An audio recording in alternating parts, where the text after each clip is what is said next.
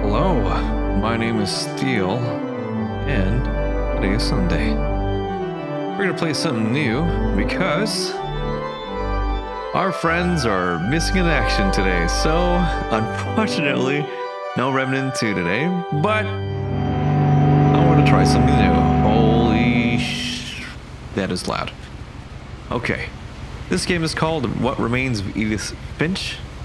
And I kind of want to play another story game after finishing Midnight Walk on Friday. If you haven't had a chance to see that, I recommend playing the game. It is extremely good.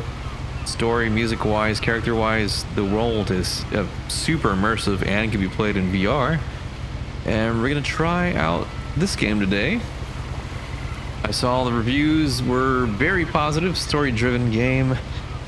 I know nothing else on it besides us trying to figure out why I think we're like the last member of this remaining family. Oh, no idea. I have no idea what's going on. How do I turn the page? What? A lot of this isn't going to make sense to you, and I'm sorry about that. I'm just going to start at the beginning with the house. Okay. Oh. That's interesting. But hi, welcome. We're trying something new today. I lived here until I was 11, but I wasn't allowed inside half the rooms.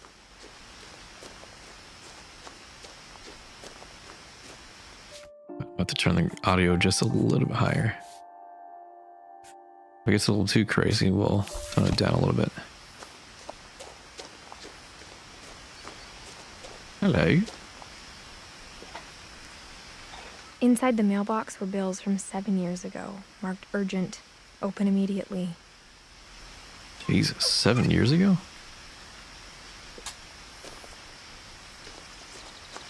I hadn't been back since my brother Lewis's funeral. Oh, this is already starting to become very depressing.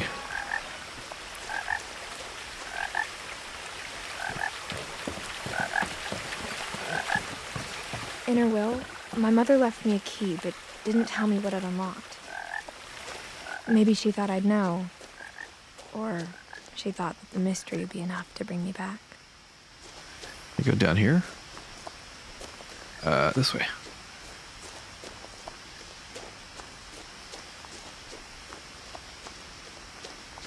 I don't know why my heart is slightly racing, feeling like this is a horror game. Oh, okay. The truth is, even after I inherited the house, I never thought I'd come back to it. But now I had questions about my family that only the house knew the answers to.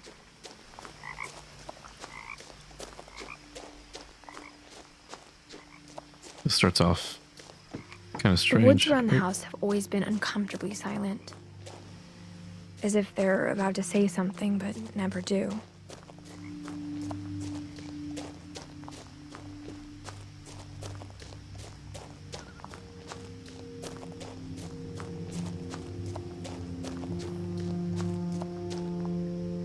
Missing.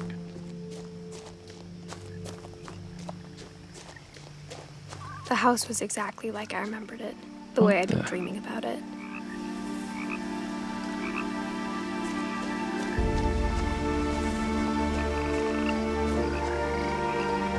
That is a house. Holy crap.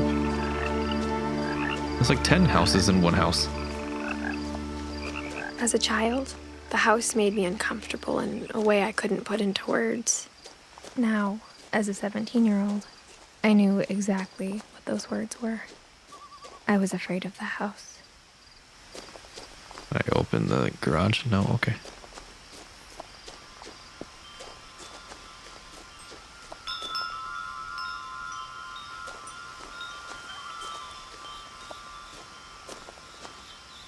The house felt like it had always been here. Even the swing set was older than my mother. That's actually kind of cool. I didn't know you could actually look through the hole.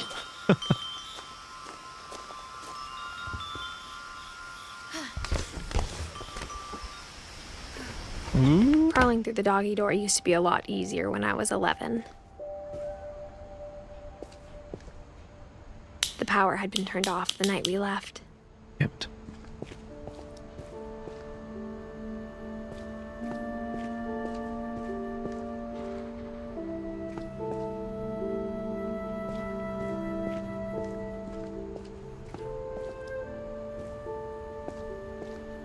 For the first time in years,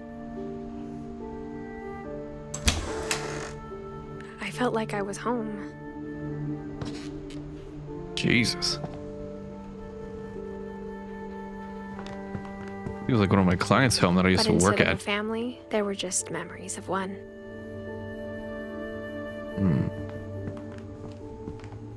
Like how after Lewis started working at the cannery, we all got sick of eating salmon. Except our cat, Molly. Wait, they just ate salmon forever? God damn, look at all that. Sheesh. Or how only one restaurant would deliver to our house. So we had Chinese a lot. Imperial Palace.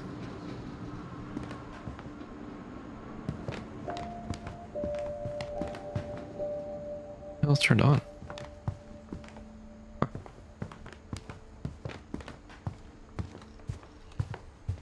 The table was still a wreck from the night we left.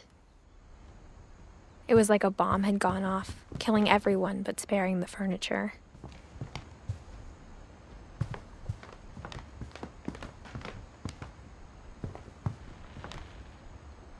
My mom was the only one of us who could imagine Great-Grandma Edie living in a nursing home. Edie.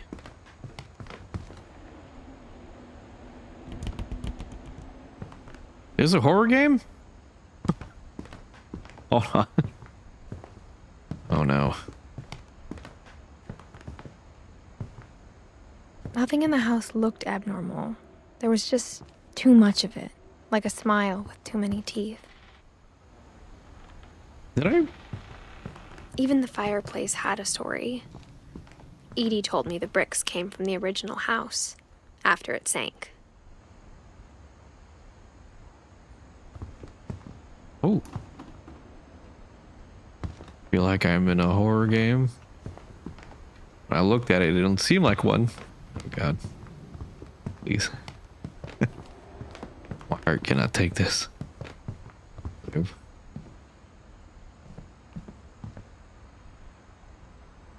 Oh god. Great-Grandpa Sven built a music box for Barbara, along with the rest of the house.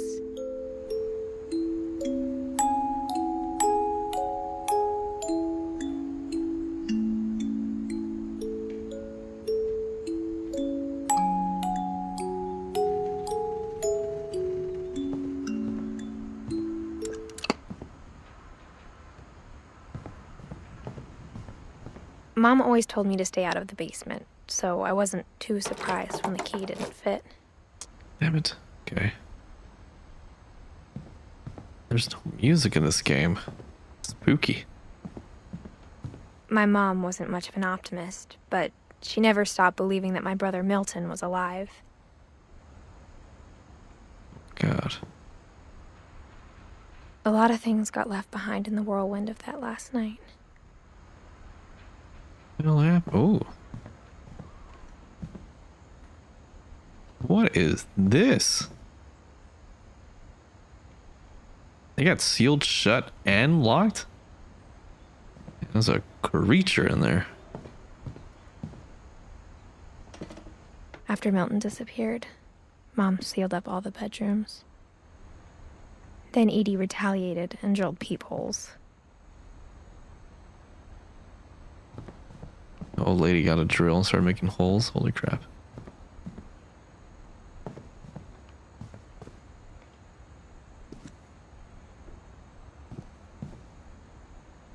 Edie's father, Odin, built the original house.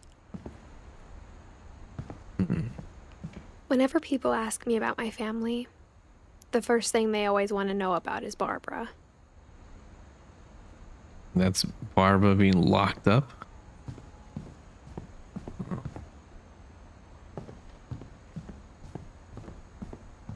Ooh. I spent a lot of time playing in Great Uncle Walter's room. I think my mom sometimes regretted not sealing it up. Which is pretty cool. Makes me slightly nervous. Lewis told me there were secret passages, but I never believed him. I have a key. Oh! It worked! 20,000 leagues Turns under the out, sea. my mom was really good at keeping secrets. Now it was time to find out what my mom had been afraid of. Wait. I have to go here. I want to go somewhere else. Wait. Before I go that way. On this side of the house.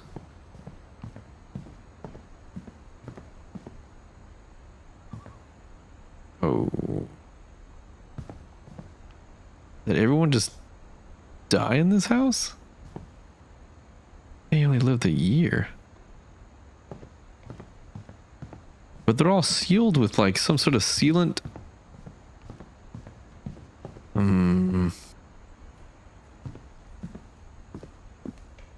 Mom must have locked the third floor stairs on the night we left. What happened the last night? That everything's just sealed and tossed to crap.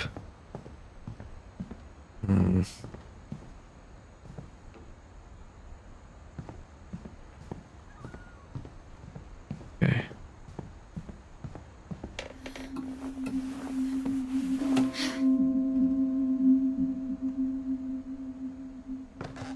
From the paintings on the wall, it was clear my brother Milton had been here before me.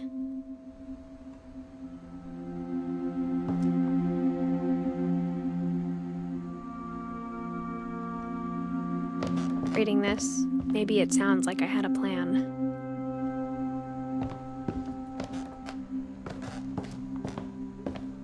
But I had no idea what was behind that door.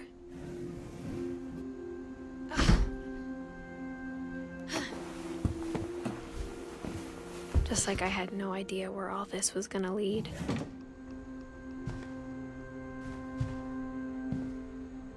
I grew up looking at Molly's room through the peephole. Being inside for the first time, I felt like I'd stepped behind a painting.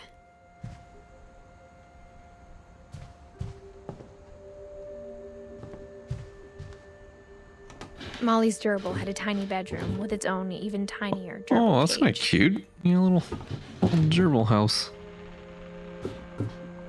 The hell's that noise?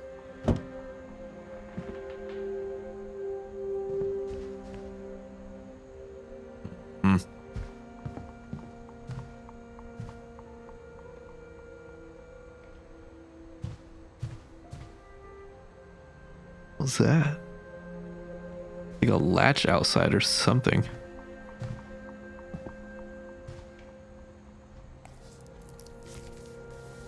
December 13th, 1947.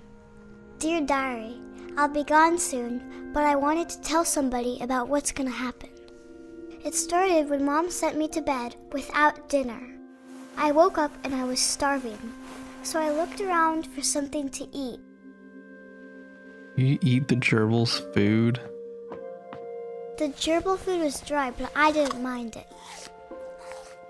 Oh my... Ugh. Bro, this house sounds awful. Hello, fish. Did I eat the fish? I thought about eating Christopher, but I held back. You were saved for another day, Christopher. I will not consume you. Though this child may on its own.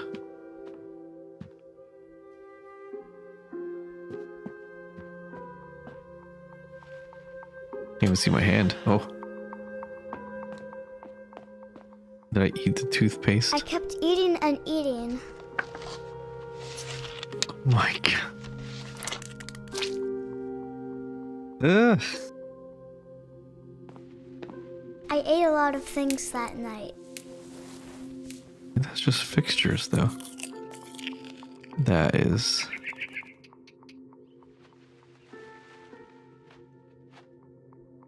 Is there gonna be a bird that shows up and I just snatch it and eat it? Oh. Then I heard chirping outside my window. Oh no. It was a barn swallow going back to her nest. I reached out for her.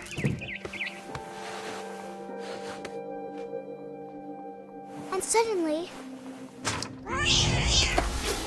I was a cat. What the? What in the hell?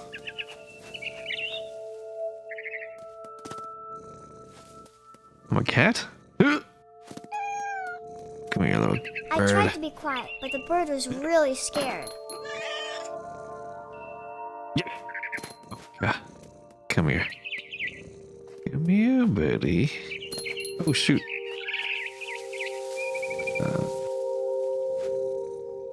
It's a far jump. I don't know if I could do that. Mom and Dad didn't even look at me. The hell? Where'd the bird go? I don't know where to go. Oh, right here. Nope.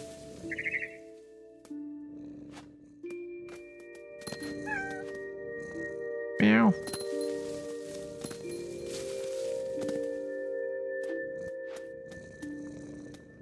We meet again, but yes, it's you and me. You and I. I get you. Wait, I'll get your children first. The babies were all gone. Oh. What?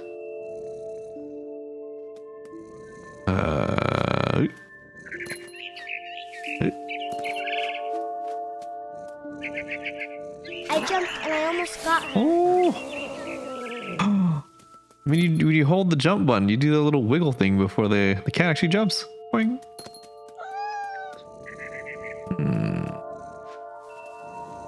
Sing a sec.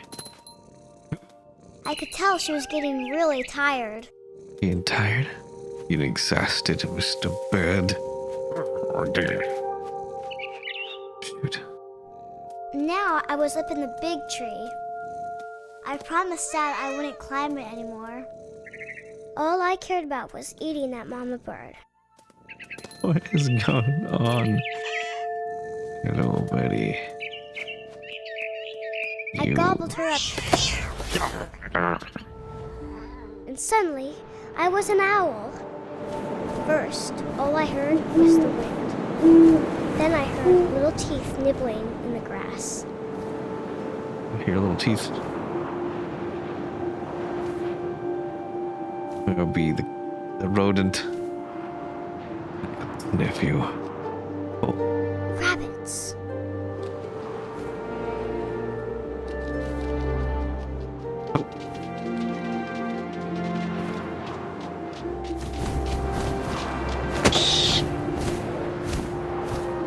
I imagined his face looking up and seeing mine through my talons. I swallowed him up, and I didn't chew one bit. What the hell? Then I flew off to find something bigger. Wait, owls could eat rabbits and just swallow them? There's no way. Oh, I heard something. A mama rabbit. Oh, the AI is getting confused. Little bunny. Wait. Oh, rabbit. Oh, I missed. Holy crap. I gotta try again. Okay. Circling around target. Target acquired.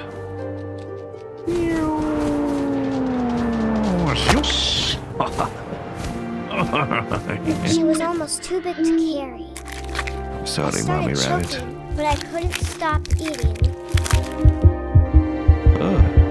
And suddenly, I was a shark. Oh no. I do not want to be a shark. Oh. What? I need water. I need... Take me to the water. Please. Oh, shoot. Oh. I rolled off a cliff and into the ocean. Now, I was hungrier than ever. Oh, shoot. And started swimming. I see a little fish in front of me. It's a seal. I wanted fat, juicy seals. Yes. Oh, you can only escape me for so long, Mr. Seal. You will be in my belly. Only a matter of time till I find you. Yes. I'm sorry. 'Tis a circle of life. I must control. I tore off her flipper, and it tasted really good.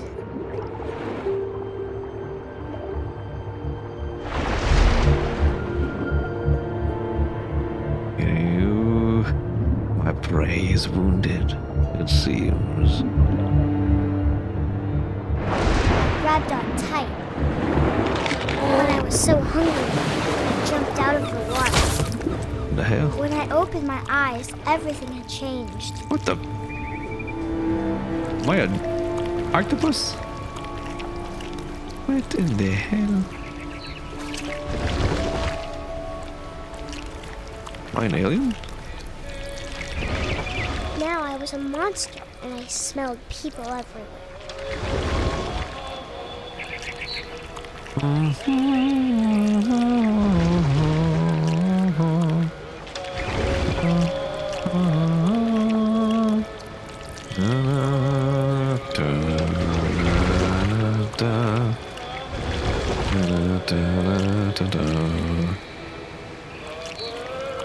This is a creepy monster to be. I was big, but I moved real quiet.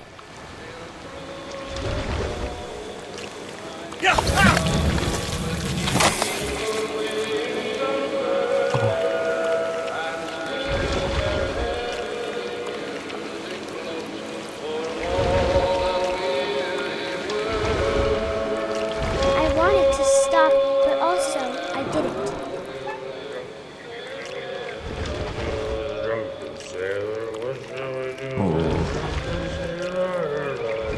I'm sorry, young chap.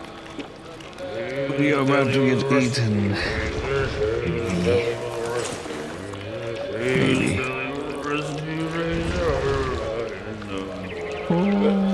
Yoink.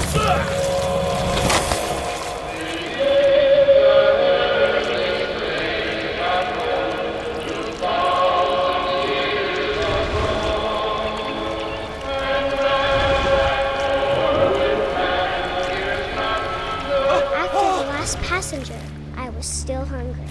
And across the water, I smelled something new. Something I had to have, so I swam towards it. What? I slithered onto the sand, and the good smell went into an old pipe.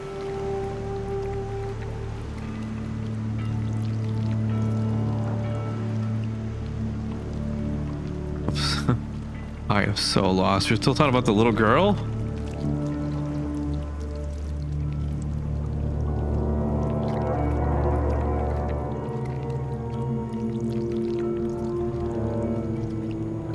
I got closer and closer. Molly?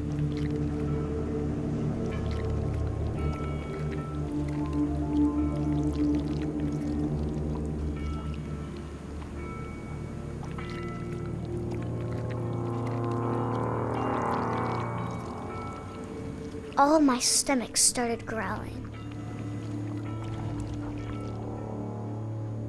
And suddenly, I was me again. I held my breath for a long time, but I couldn't hear anything. I think it's waiting for me to fall asleep. But it's not going to wait much longer. It needs to feed, and we both know I will be delicious.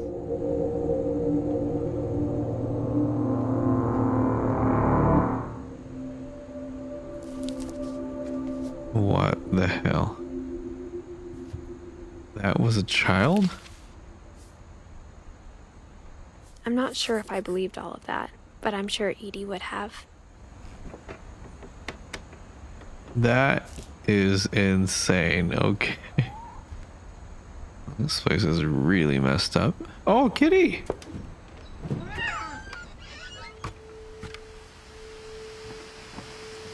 This will be obvious later, but my mom never told me any of these stories.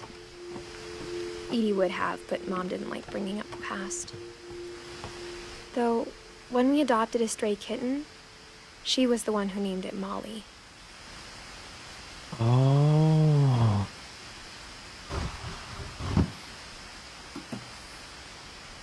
I spent a lot of time in Great-Grandma Edie's room. We got along, and it was a good place to hide from my mom.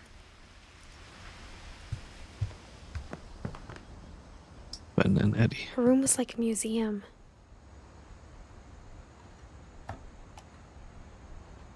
For 500 years, the Finches have been famous throughout Norway for their fortune and misfortune.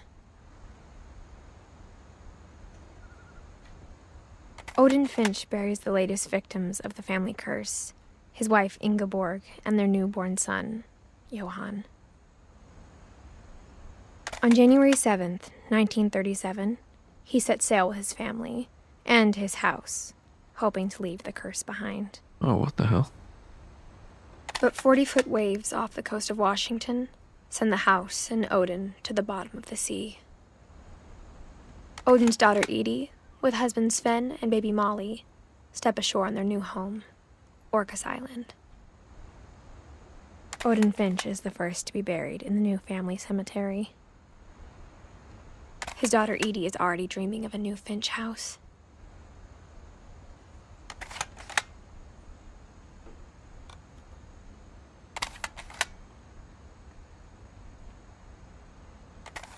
How do we get out of here?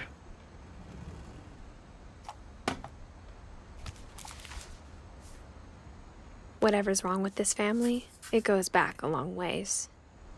Why was Molly's story so messed up compared to Odin? Lewis died a week before we left, but Edie had already started to memorialize him.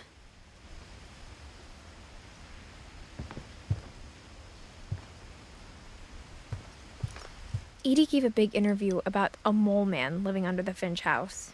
My mom was furious. I hadn't thought of myself as Edith Jr. for a long, long time.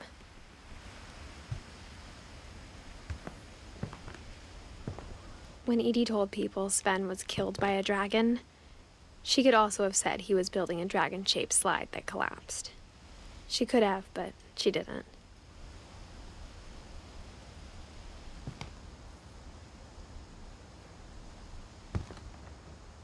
Oh no.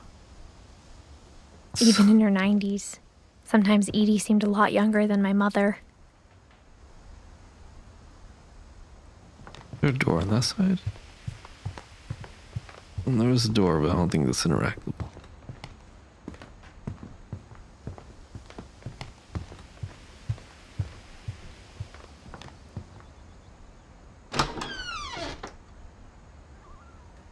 Look at some fuzzy bathroom flooring. What the hell?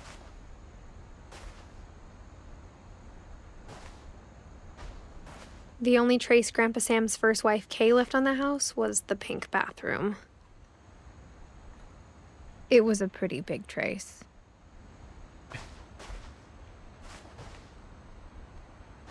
All people's railings.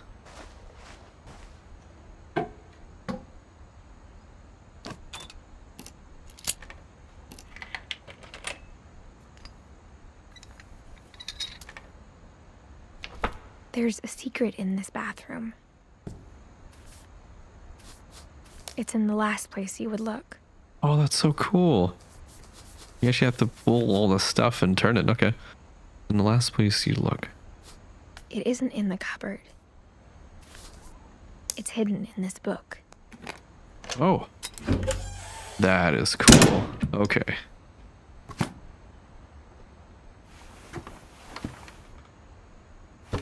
Was that like a photography development Sven room? gave Sam an old camera he'd refurbished. Mhm. He never put it down.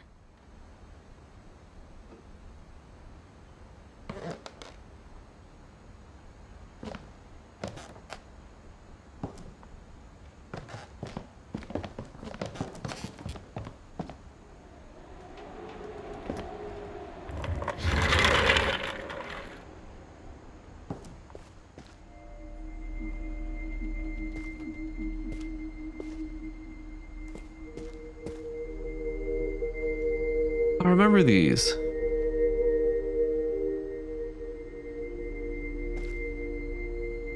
I knew Grandpa Sam had a twin. And that he never talked about him.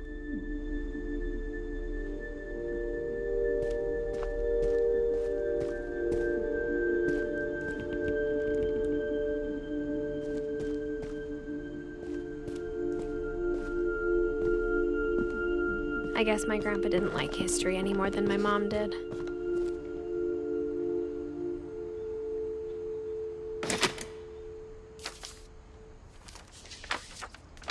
How I Want to Remember My Brother by Sam Finch. The thing I remember is that when he made up his mind, that was it.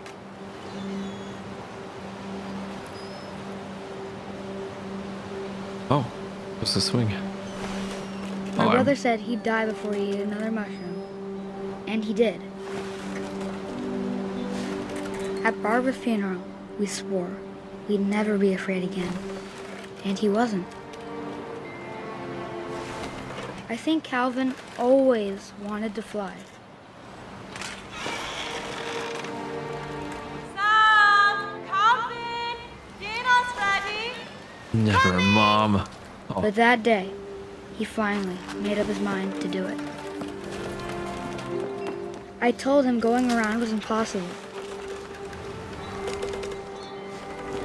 Maybe if I hadn't said that,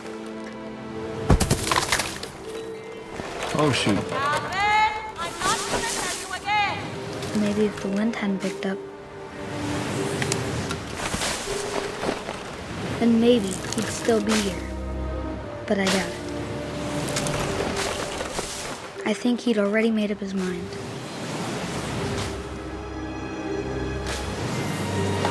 That's what I want to remember about my brother.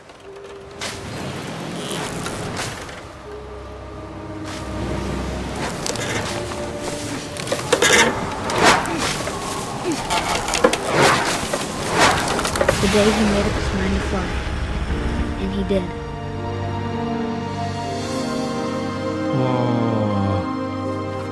Oh. Oh man, that's so sad. What the hell? Calvin's story felt strangely familiar. When I was younger, I remember trying to do the exact same thing. God, this is so depressing. Like, I thought this game was gonna be more kind of upbeat in a way, but hell no. This is it's sad. After the funeral, Edie roped off Calvin's half of the room. Poor Sam. Mom said Grandpa Sam enlisted at 18 and never set foot in the room again.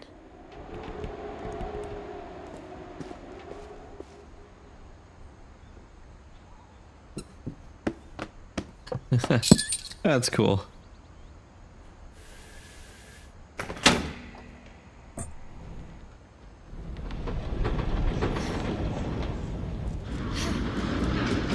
Gotta keep pushing.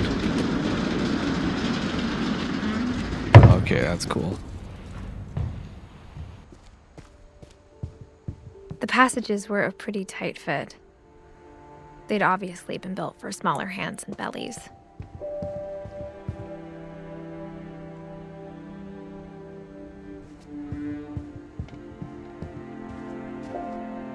Bigfoot. Growing up, I always thought of Barbara as a child star.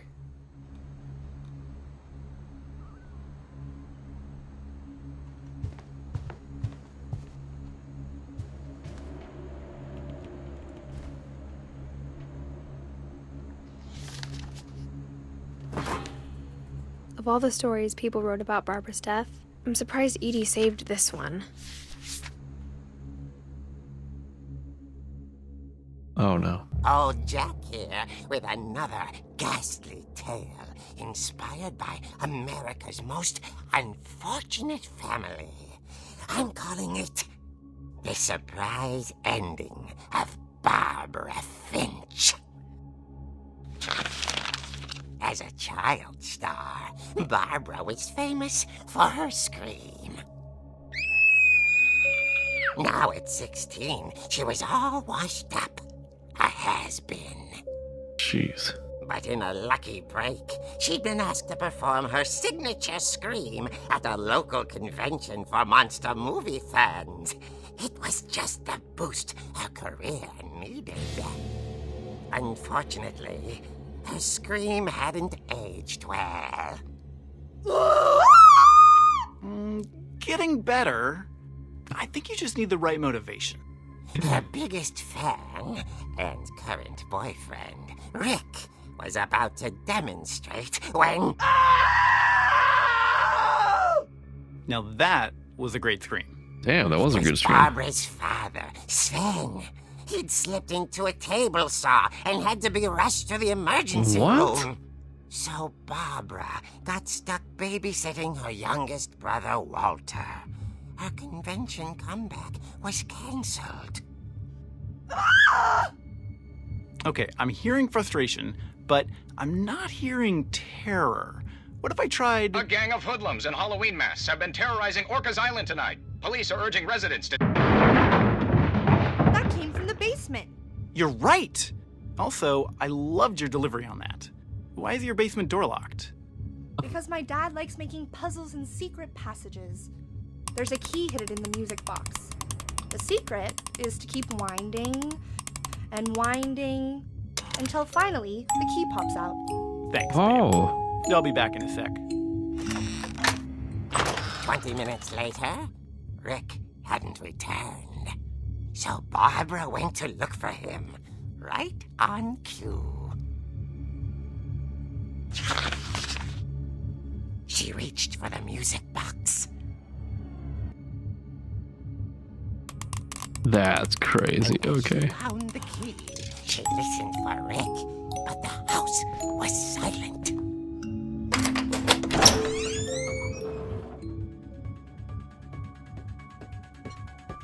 What? What is this?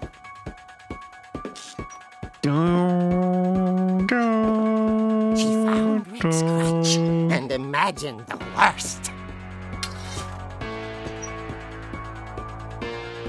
What? You smack stuff, okay. What?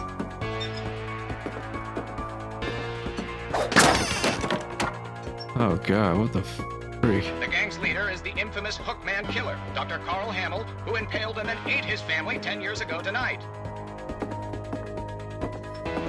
Oh, it's the table saw our dad got into.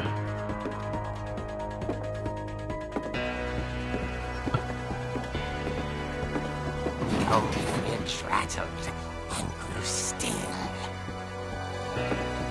I'm smacking away. Oh dear! Oh! Rick? Oops. Barb, relax. I was just trying to scare you to help you find your scream. Well, I'm not scared, Rick. I'm furious. Then act furious.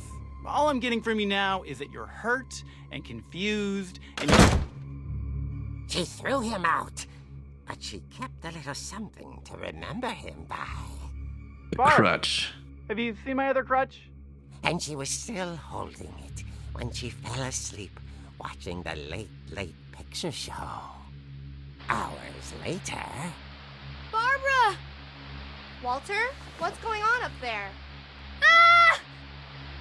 Okay, I'm coming up, but if this is a trick, you're dead, Walter. Wait, Walter? Who the hell's Walter?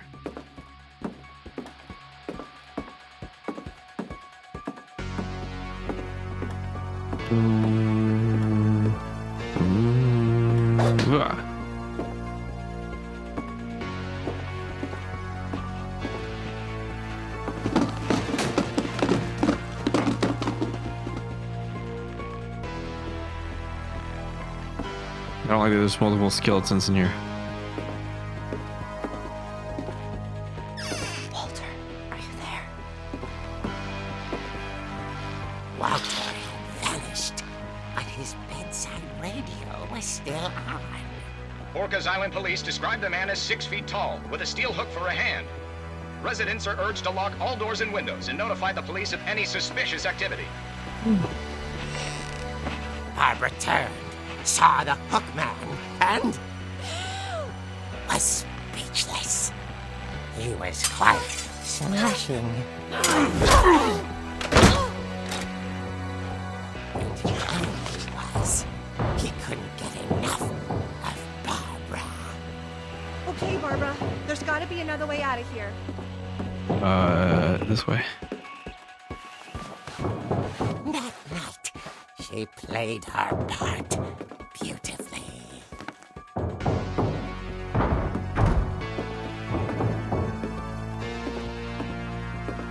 Oh god. Window. She thought about abandoning Walter, but just couldn't do it. What do we do?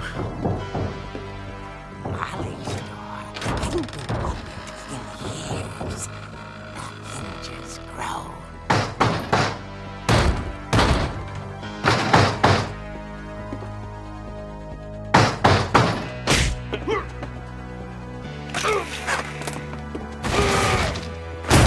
He wasn't moving. But Yes. she sensed the story might not be over yet. Go down there and beat him up again.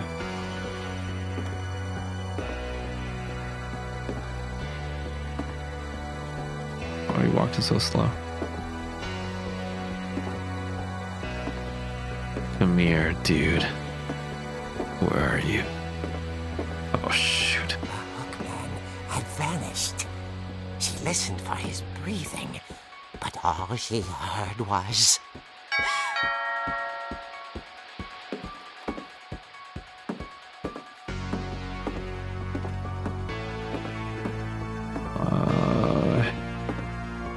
Someone at the door was dying to speak to young Barbara. At the door, she heard whispering. It was coming from inside the house.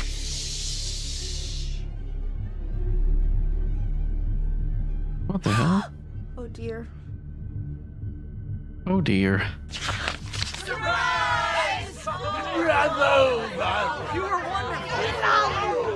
monsters had come to surprise her. For Barbara, it was a dream come true. Then she saw what kind of monsters they were, and she realized what was about to happen. She was going to be famous. And with her final breath, Barbara Finch gave the performance of her life.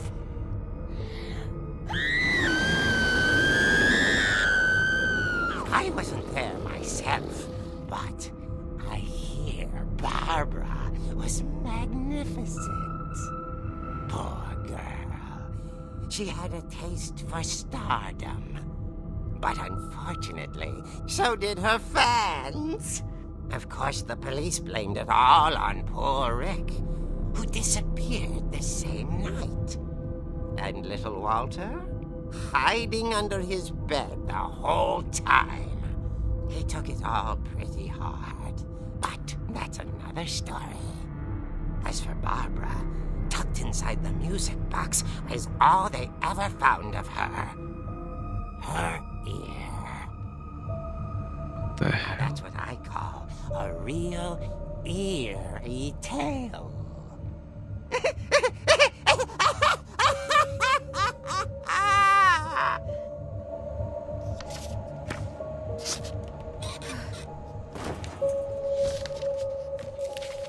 That is so Edie told me all Barbara strange. wanted was to be remembered, as absurd as that comic was. Maybe what Edie saw was a happy ending. GG, Barbara.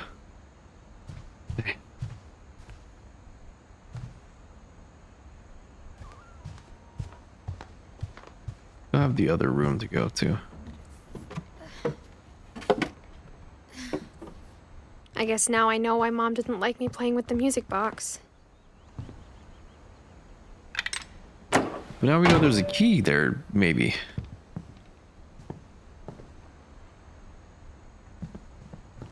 This didn't work right. No. Now we go back to the music box. I think.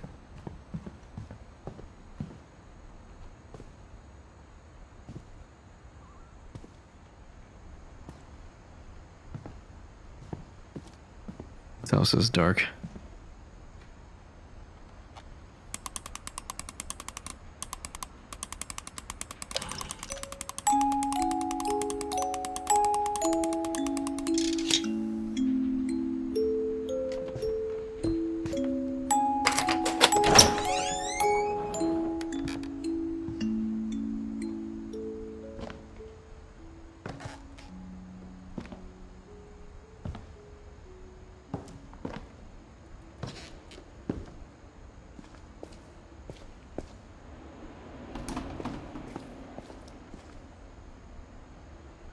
I've been here for like 10 minutes trying to come up with something to say relevant to the game, but I got nothing. How's it going, Steel? Doing good, homie. I'm so confused. Trying to figure out what happened or going on with my Mom said the basement was off family limits, was here. unless I wanted another tetanus shot. Tennis shots are not enjoyable. I need to figure out. I saw Edie sneak down to the basement once, carrying packages. I thought maybe she was hiding presents.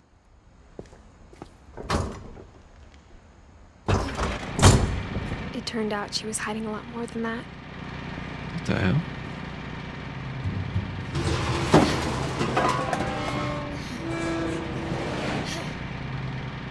Whoa, this is dark as hell. I remember asking Mom once about where Walter had gone.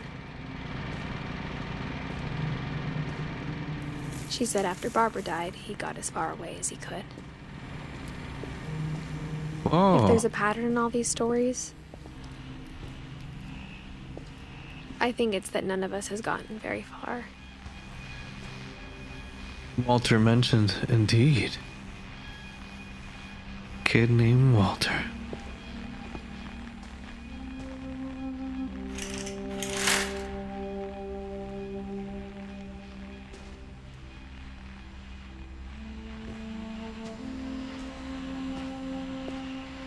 Oh, you made train sets.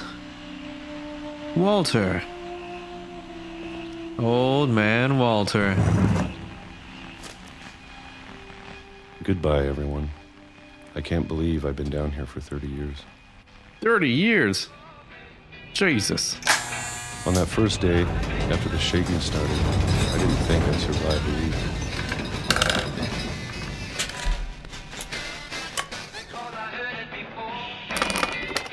But after a few days, I settled into a routine. That's what kept me sane. Long time around there that bad, huh? Having a schedule, living for today. Just beaches? I always Love expected beaches. to be dead tomorrow. But if you wait long enough, you get used to anything.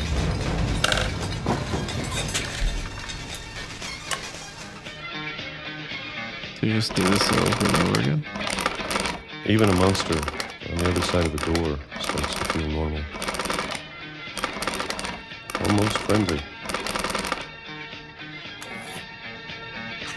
Beaches are great. You just slurp them. And then I don't one think day, you slurped anything. You just everything gobbled it. stopped. I stopped. So use the beaches then. Whatever that thing was, it was gone. Maybe it got tired of waiting. Or maybe I just got tired of being afraid.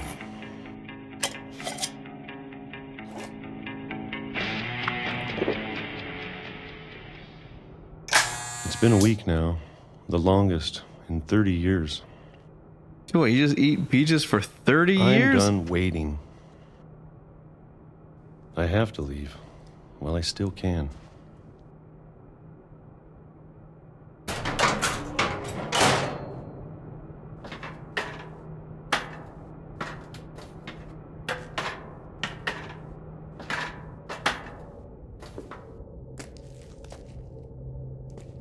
I can only imagine the gastrointestinal I know it's out there problems. somewhere.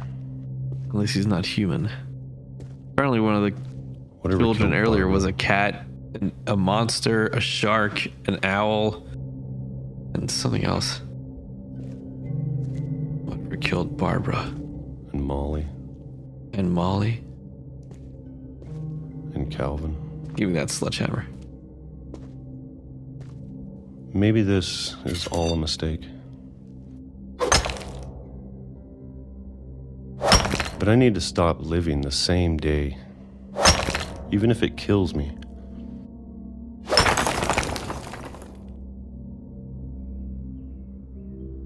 Whatever's out there, I want you to know I'm ready for it. Let me get a drink before we go into the unknown. Feel as though whatever the hell that is gonna kill me.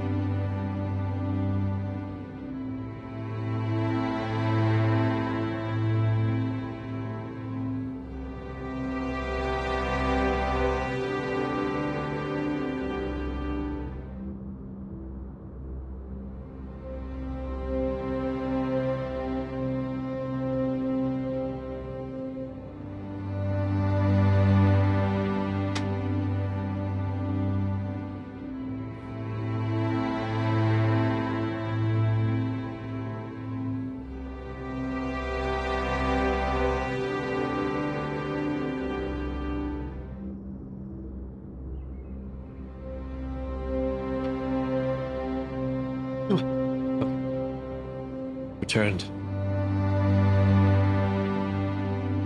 Oh, this music's pretty too.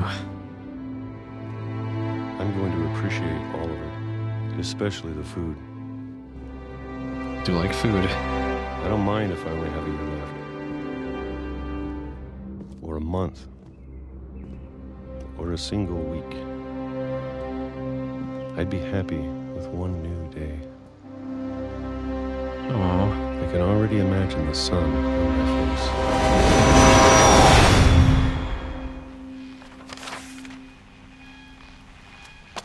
Oh my.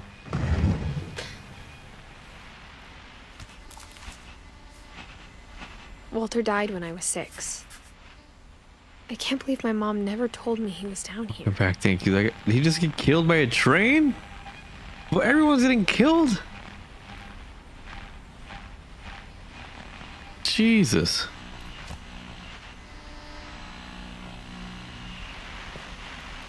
I'm sure my mom was trying to protect me.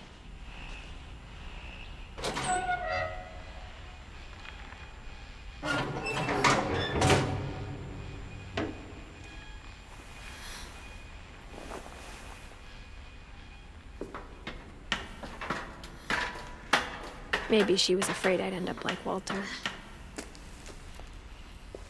But if she never told me about an uncle under the house, I can only imagine what else she was hiding.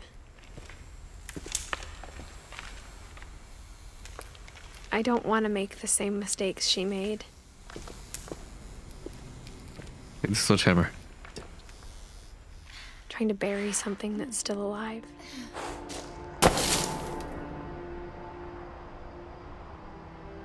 Now that there's only one of us left, or maybe 2,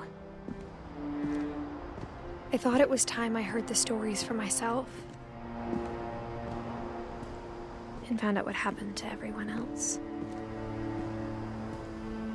But now I'm worried the stories themselves might be the problem.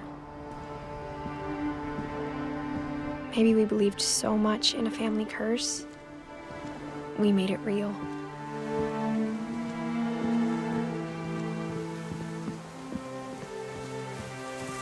I'm not gonna jump off, am I? No, okay. I don't know if I should even be writing this.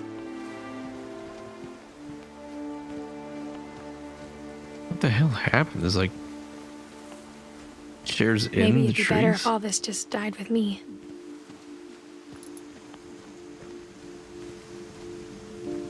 But I thought you should know about your family.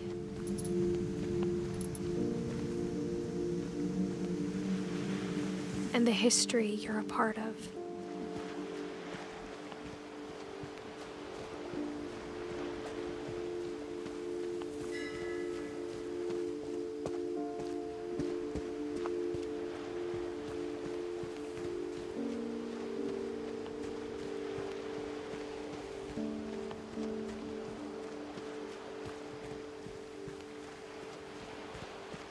Though to be honest, I feel as lost as you probably do right now.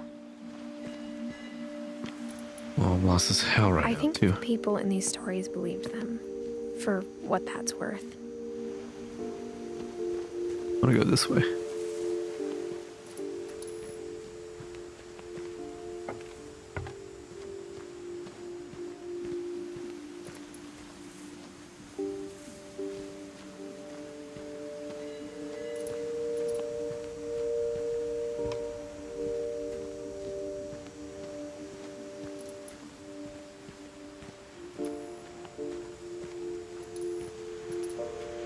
Oh, sorry, but I think you mentioned that Weetail was part of some sort of music group. I was thinking about checking it out earlier, but I forgot the name.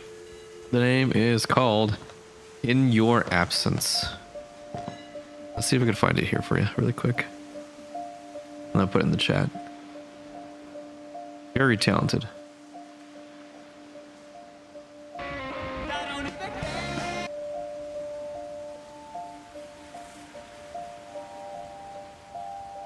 Let's see if I'll find it.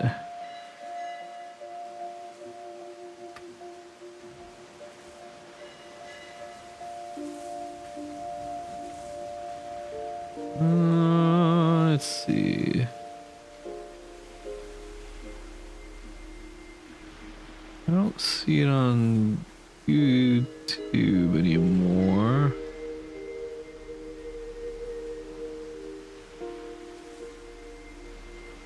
You might be able to see it on Spotify instead. Maybe message him to see if he could get if he could copy a link.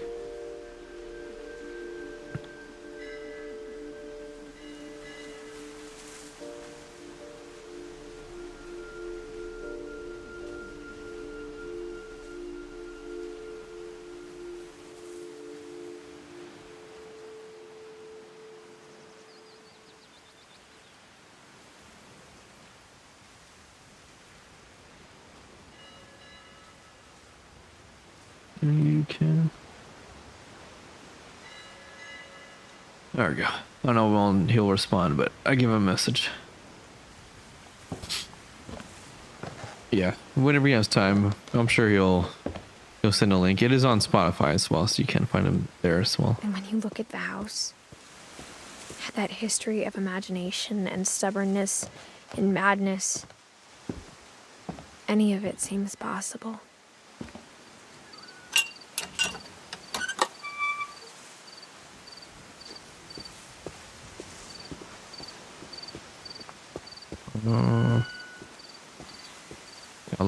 Can I look through the same hole I looked at before? Nope. I think we've been surrounded by death for so long, we've just gotten used to it.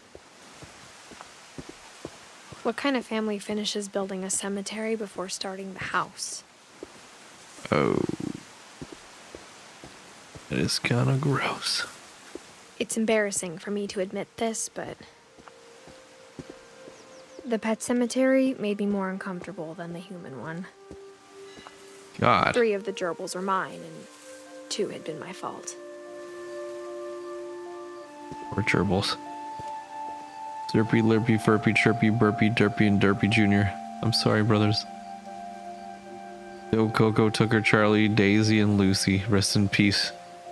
Oh my god, there's more. Christopher, Bob, Oliver, Shazzy, and Shadow, and Bailey.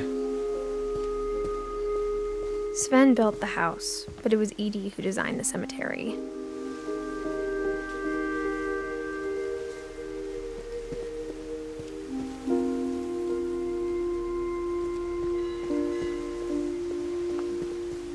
I'm sure Odin's monument had been Edie's idea. My mom was always trying to move on, but for Edie, the past never went away.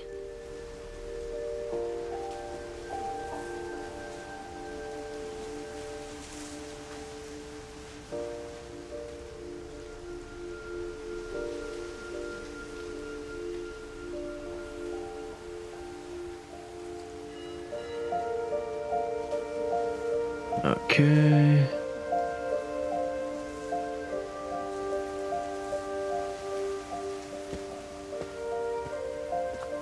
I believe, going back to Ichiro's band, he was mainly the backup vocal for and guitarist for The Optimist, and then in your absence, he is the main vocal. She could see it poking out of the water at low tide.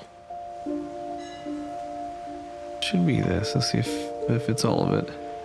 I'll put the Spotify link in chat if you guys want to check it out. Here we go. Not too sure if it's gonna open directly in there.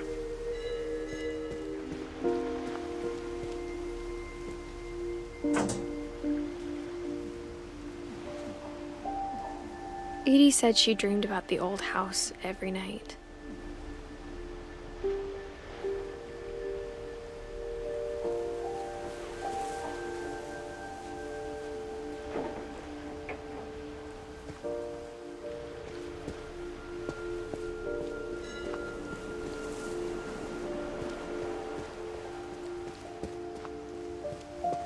Edie's side was always easier for me to understand.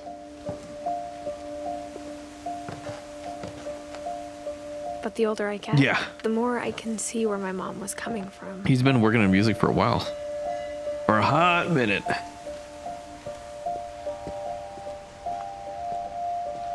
She lost 2 of her brothers, just like I did. I get why she tried so hard to protect us.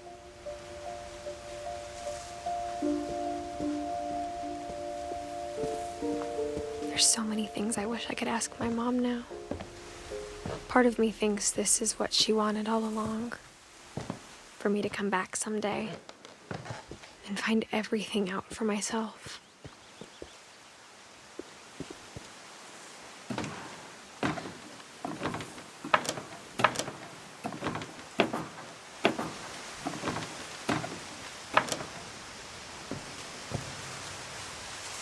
But looking back on it now, if she told me there was going to be so much climbing, I never would have come when I was 22 weeks pregnant. Oh. This is sketchy as hell.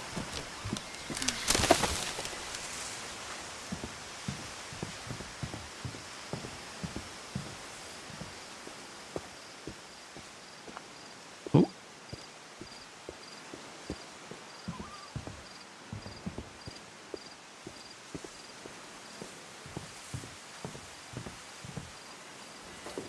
I never met Grandpa Sam, but I think he and my mom had a lot in common.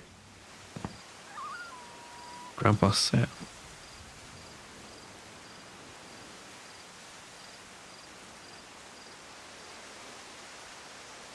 Yeah, I think I still see it without premium. Here, let me see. Let me make sure I don't get in trouble here.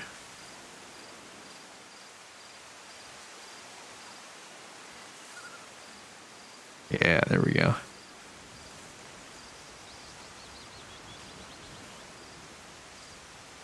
There you go. His latest ones is the In Your Absence band.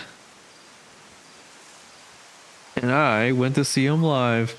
For his first concert. What? I gotta support my boy. He didn't believe I'd do it either. They were both pretty intense.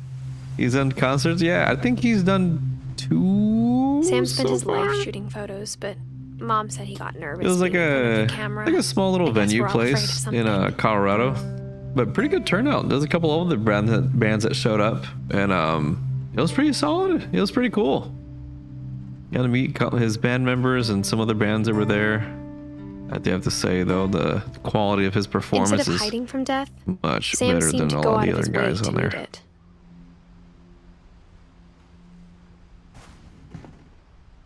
This guy was a hunter then. A taxidermist.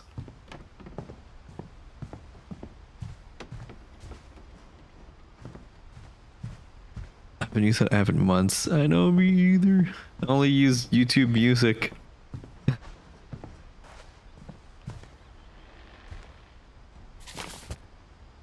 Flip.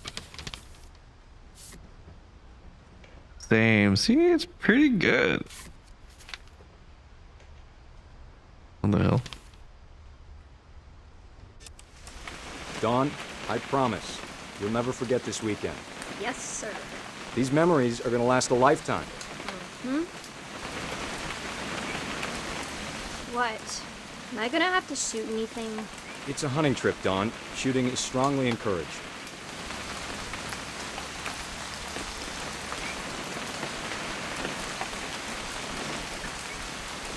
Knacker stackers? Ooh. What am I supposed to look at?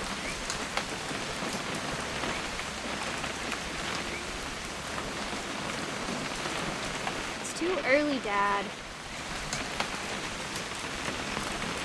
What do you want me to do? Oh, Perfect. that was a camera. Okay, I didn't know that. It's gonna rain the whole weekend, isn't it? Please just take the damn picture. Hey, language. Damn. I will never forget this weekend, Dad. That's the spirit. Okay, What got a it. douchebag child. I'm gonna take some pictures, okay? Just be careful. That camera's older than you are. That noise. Gonna piss. Hey, That's a keeper. I'm just saying, I'm not always gonna be here, Dawn. You'll need to remember this stuff if you want to survive.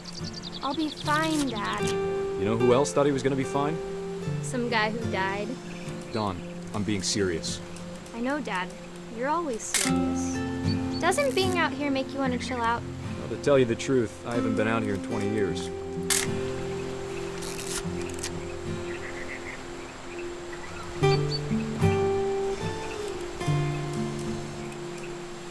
Last time I was with my brother Calvin. Man, that was a great trip. Your grandpa Sven taught us how to fish, how to build a fire. We found an old logging trail. There were deer everywhere. I bet if I could remember where that trail was, we'd spot a buck for you in no time. Give me a minute to check the map.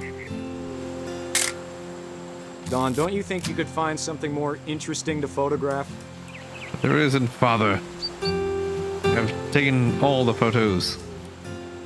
Oh, maybe this. Some soup. And that pan over there. Oh, this is kind of pretty. Maybe. What do you want to take a picture of? I'm taking a picture of everything.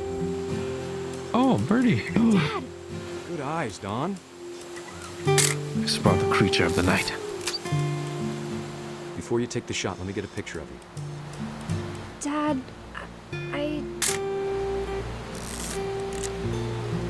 Let me get behind you. Do I have to do this? Dawn, you don't have to do anything. But if you want to survive... Oh! Great shot, Dawn!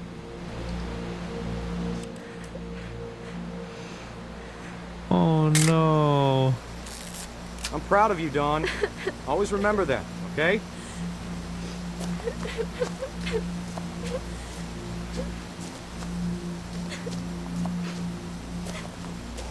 Dad, it's twitching. I think That's it's totally so... normal, Dawn. Just focus on the camera. Try not to think about... Dad! Oh, holy shit. Oh, no. Oh, my Of all the God. stories, that's the one I wish most that my mom had told me. The deer just knocked him off the cliff. Girl. Everyone's dying horribly in here. I'm damn near about to make a new account. I managed to get in without my password, but it won't let me change my password without knowing my old password. So what's the point? Oh my god. That's horrible, bro. Bro, the way these guys are all dying, this whole family is atrocious, man. God.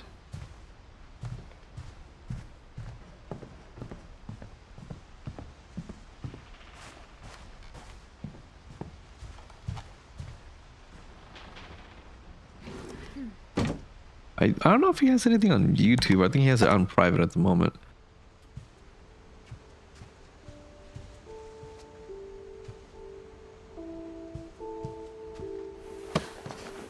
After Sam died, my mom and Edie got really close. They'd both lost a lot.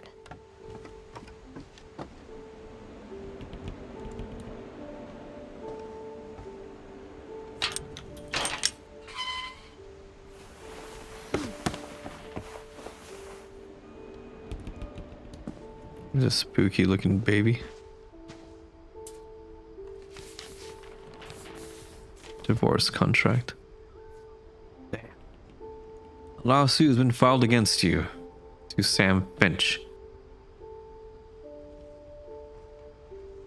You have 20 calendar days after this summons is served on you to file a written response to the attached complaint petition with the clerk of the court, located at 3527 Clerks Court Street, Friday Harbor, Washington 98250. A phone call will not protect you. Your written response, including the case number given above and the names of the parties, must be filed if you want the court to hear your side of the case. If you do not file your response on time, you may lose the case, and your wages, money, and property may be taken thereafter without further warning from the court. There are other legal requirements. You may want to call an attorney right away. If you do not know an attorney, you may call an attorney referral service or a legal aid office listed in the phone book. If you choose to file a written response yourself at the same time you file your written response, the court you must also mail and take a copy of your written response to the party serving this summons at 22 Main Street, East Sound, Washington 32778. Copies of all court documents in this case, including orders, are available at the clerk of the circuit court's office. You may review these documents upon request. You must keep the clerk of the circuit court office notified of your current address. You may file a notice of current address, blank family law form 12.915. Future papers in this lawsuit will be mailed to the address on record at the clerk's office. Rule 12.285 Washington Family Law Rule. The procedure requires certain automatic disclosure of documents and information. Failing to comply can result in sanctions, including dismissal or striking pleadings. Dear Kay, do you remember the way Gregory used to laugh when he thought he was alone? Like something funny was happening, but only he could see it. Mama baby. I think he saw things the rest of us don't.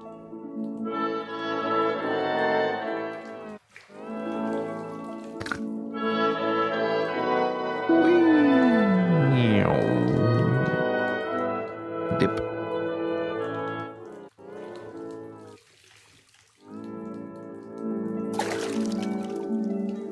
Oh, I'm a frog.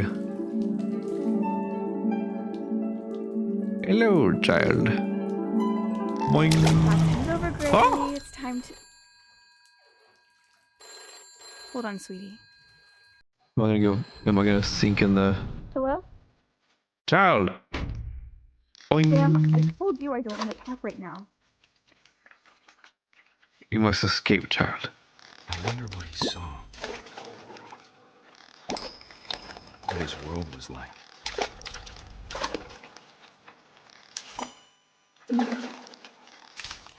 And now we have duck for my baby friend. He reminded me so much of Calhoun.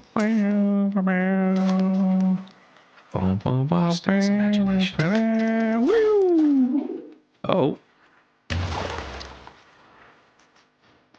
Oh, I'm sorry, brother. I flew you back over.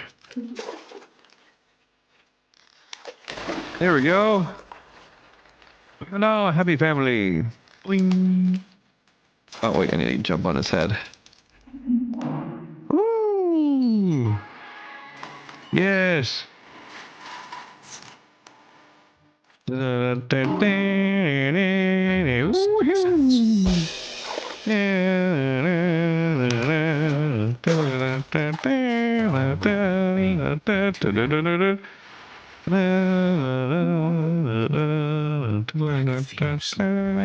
Huh? Sorry about that, Gregory. I know you did everything you could. Maybe if I hadn't called that night. Damn it. Hold on, I don't want Gregory to hear this.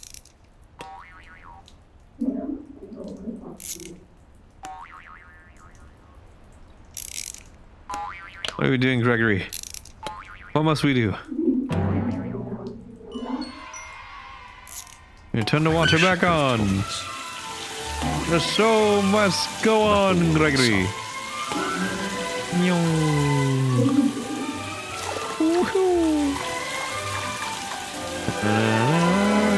There's so much I don't understand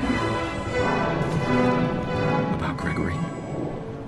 Oh shit. About everything. Hell? Where's Gregory? My Gregory? I don't know. What is this game about? I think we're looking into how we're the last member of our family line alive, and so we're in this house trying to figure out the history of each person. What happened wasn't your fault. How they died.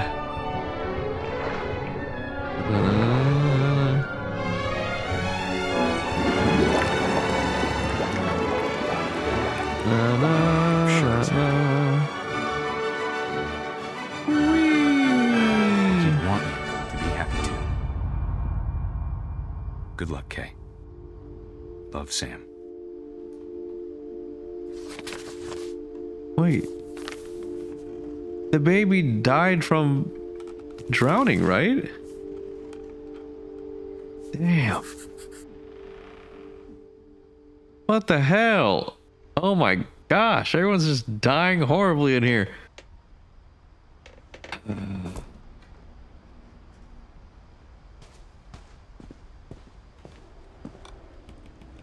I can't imagine my mom ever writing poetry, and yet...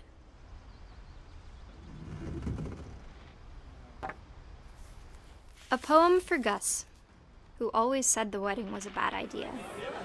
Our father never hit us kids, at least not very hard, before the day my brother said with teenage disregard that he'd be dead before he'd see a wedding in our yard.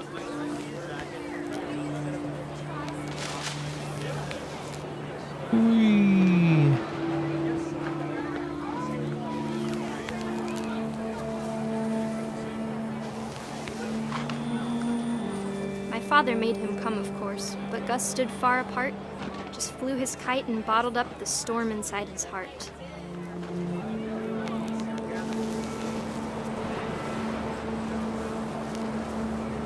I tried to talk him out of it, but though he'd never met her, "We don't need a stepmom," were the words that I now remember. pronounce you husband and wife. You may kiss the bride.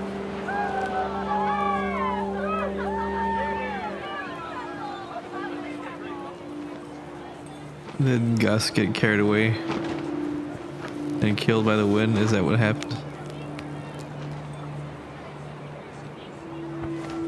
Oh.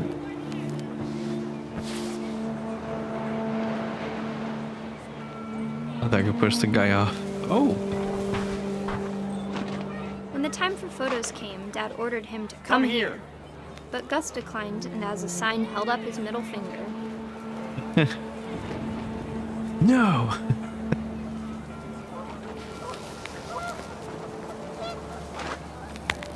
The wind picked up and panicked geese appeared and quickly went. But all the humans did that day was go inside the tent.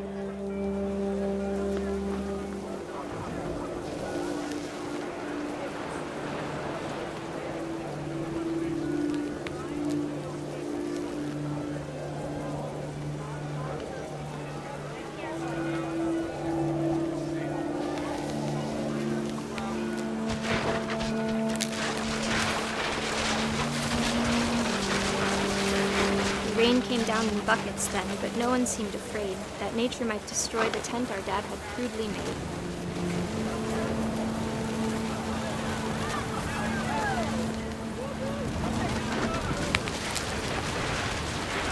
The thunder sounded much too close and full of angry power. But all my father said to this was, "Make the music louder."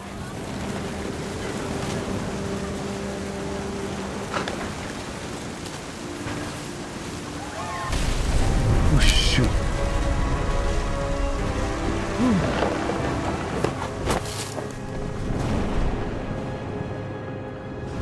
I wish that I could truly say I thought about you on that day. Out there on the beach alone, just you, the wind, the sea, and foam. But I didn't, until we found you.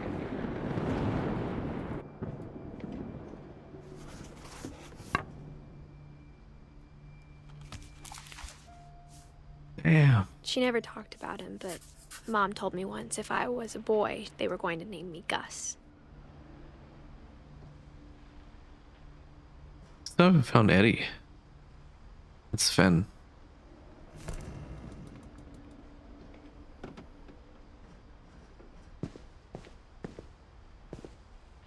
There's Dawn, but there's nothing for Dawn.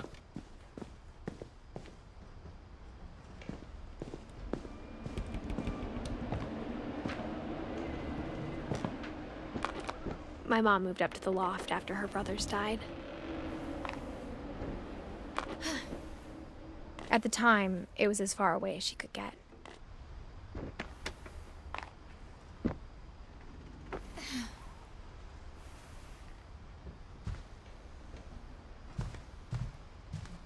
She spent a summer building houses in Calcutta, where she met my dad, Sanjay.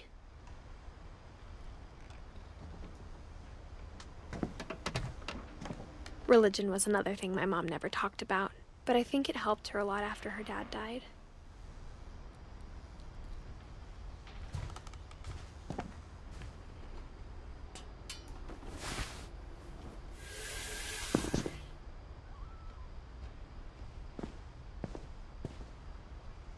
I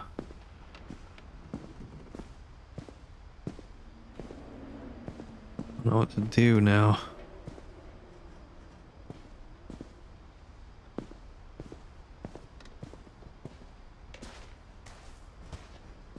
I go back?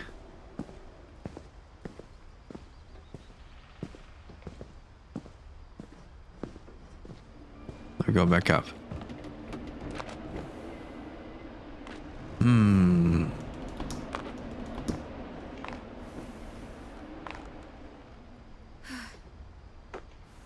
What if we just keep climbing? Oh no, okay. So I don't know what's supposed to happen. Oh! My mom moved to India a week after graduation and got a job teaching English. Lewis was born a year later.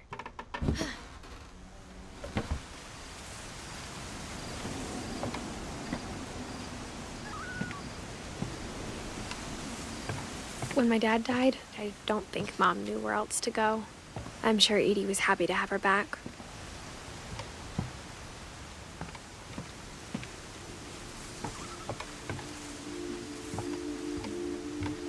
The house had to get a little bigger, but Edie was used to that.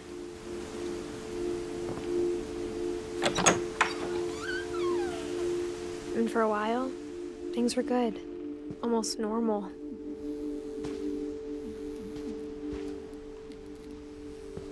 But it didn't last.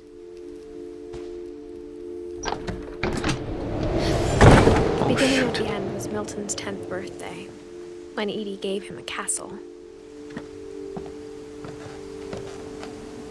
Or the top of the house? No, there's more? What the? I can't go in there now.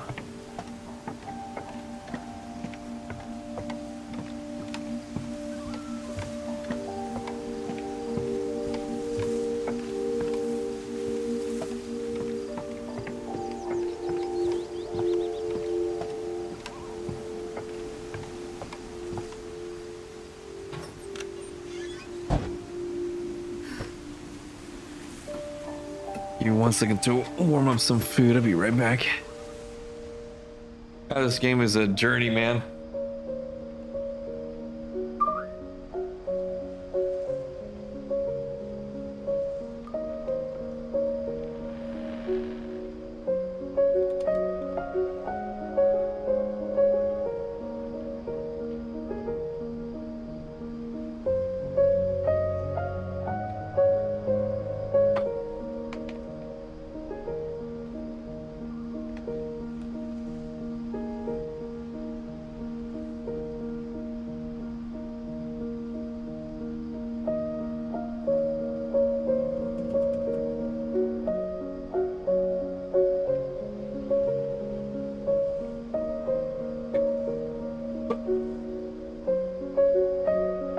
Return. Some more barbecue. Ooh, this is pretty. Wow. Oh my god. Wait, this is where those songs come from? I listen to places with this OST in them while I write. Maybe. If you like this OST, look up the OST for oh my gosh. Slay the Princess, and for the Midnight Walk. Incredible. Both. This is really pretty, by the way.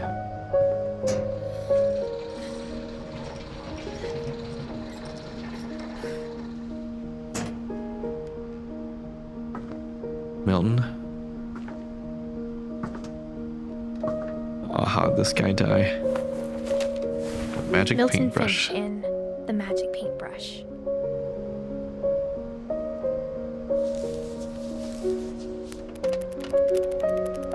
That is so cool. Okay.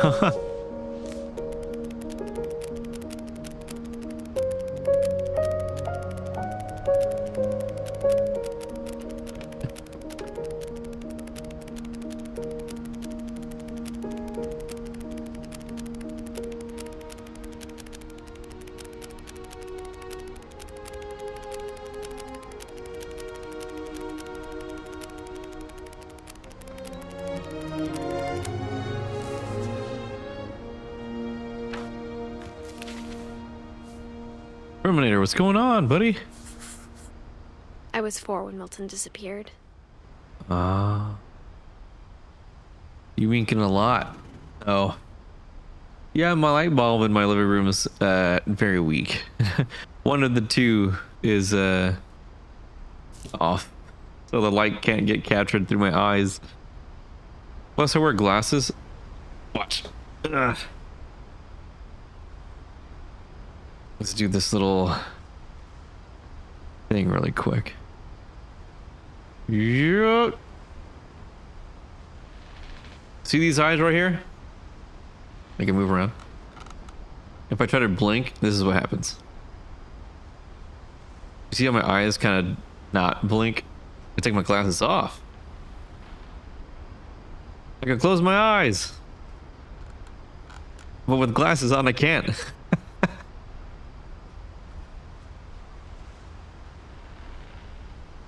Yeah. Gotta re-put myself somewhere in here. There we go. The magic behind the art. Why the music stop? That's pretty.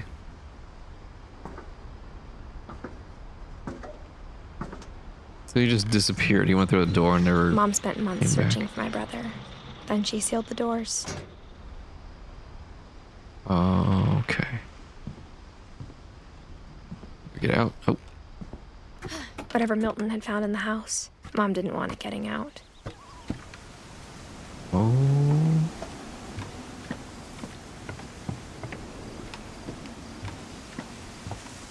I don't know where to go here.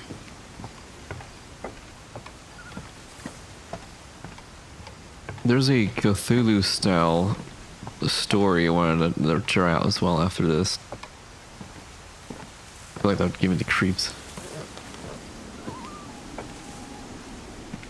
Or Lovecraftian style Mom story. definitely blamed Edie, but I think Lewis blamed himself. After he graduated, he just spent more and more time in his room. Until Mom got him a job at the cannery. Where do we go here? Nope. Okay. Damn, a hammock this high would put me in a panic attack or any of these swings. Hell no.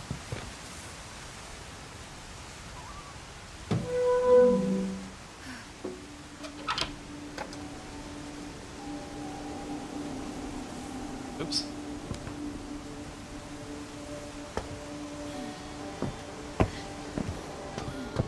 Lewis's room smelled very, very familiar. That part of him lived on. Whoa.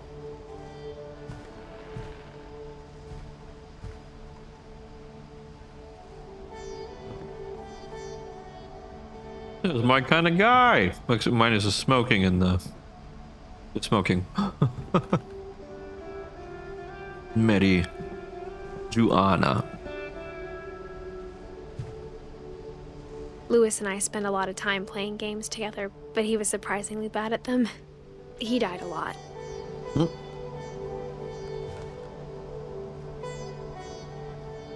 High school diploma.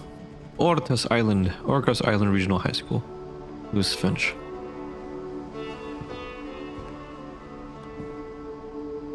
Oh.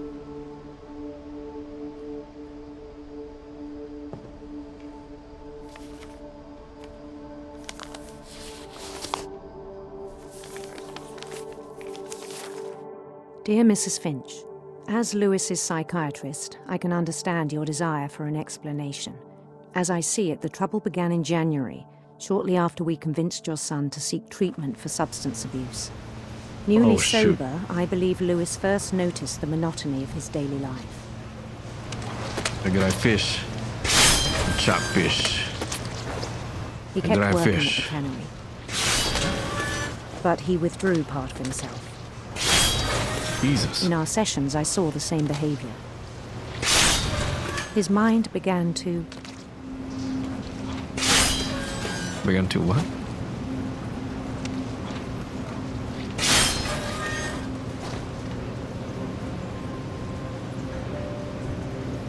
What am I supposed to do? Wander.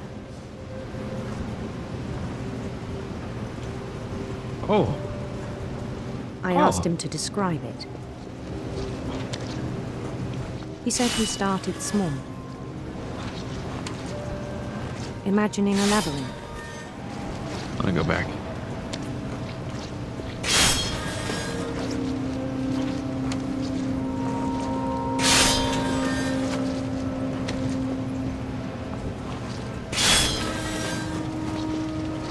He'd feel his way about.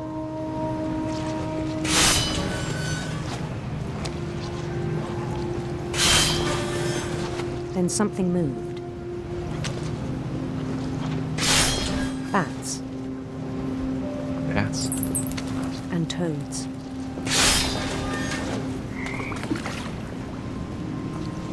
What the hell? And things that have not names.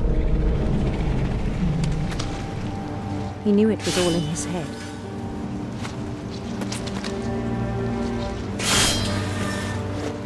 Okay, the timing is pretty He took cool. it very seriously. I had hoped he'd find himself.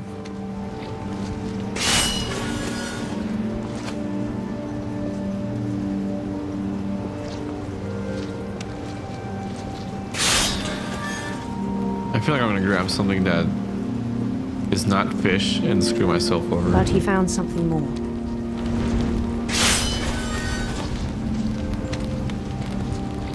To the 5 in your absence songs in the playlist. We'll probably listen to other songs later, but they're all super good. Like Picture Perfect, yes. And there's Vitulo. He is a master of his craft, man. Absolutely. Daydreaming at the cannery. I spoke with his boss. But he said Lewis had become a model employee. Methodical, tireless, focused. Like like a whole new Lewis. So I let him go on.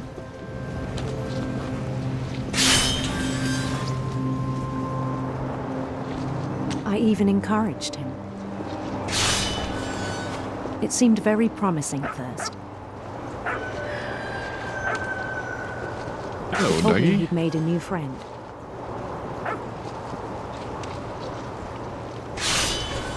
On the edge of a city he named Lewis Topia.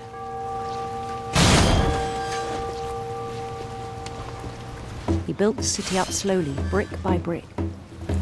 Playing RuneScape? Then he made musicians. What is this?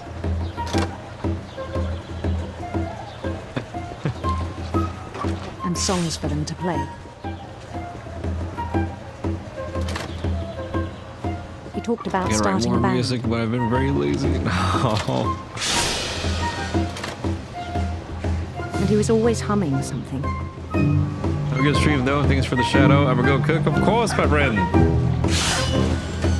If you want to put your anything that if anyone wants to reach out to him, you want to put your socials in there. I think as well on my YouTube channel, he should have his email there as well. If you ever have questions for him. He no longer spoke at the cannery. Just do not try to sell him anything. But his chopping was as reliable as ever. Then one day it struck him that all the cheering crowds, even the stones under his feet, were all in his imagination, so he could do whatever he wished. Modern way. Make way for the king. He held an election for mayor. And he won.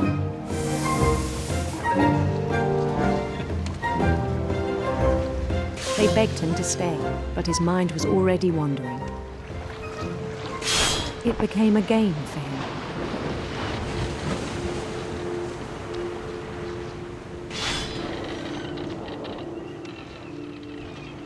He'd conquer a city, then immediately push on.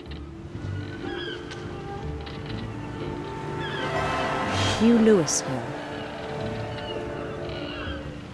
An interesting way to tell a story. St. Louis. St. Louis. He started drifting away from our reality.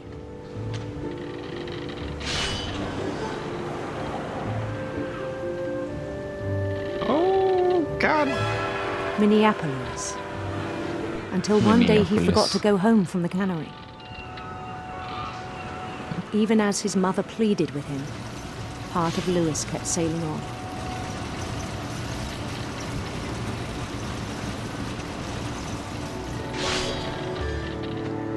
Oh, he was on heavy drugs. Okay.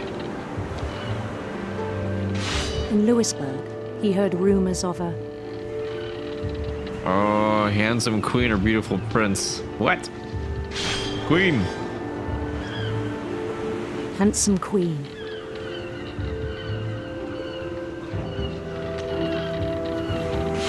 Uh-oh.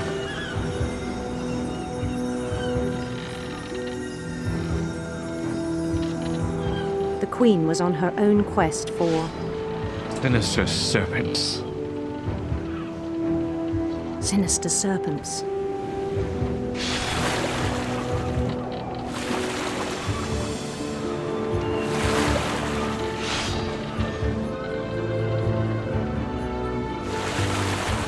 He followed the sound of her Isolated. Oops.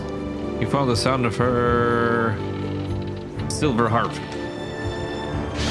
silver harp.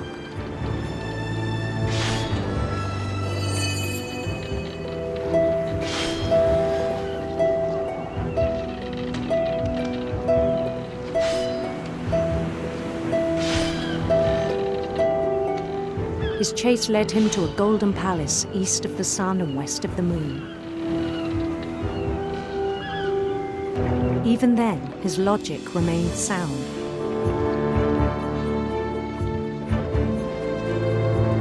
Hello, queen. He knew the world was all in his imagination.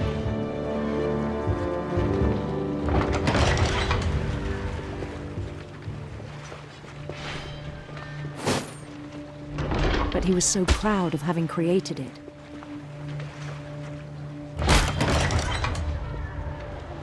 In his own eyes, he'd become something greater than a king.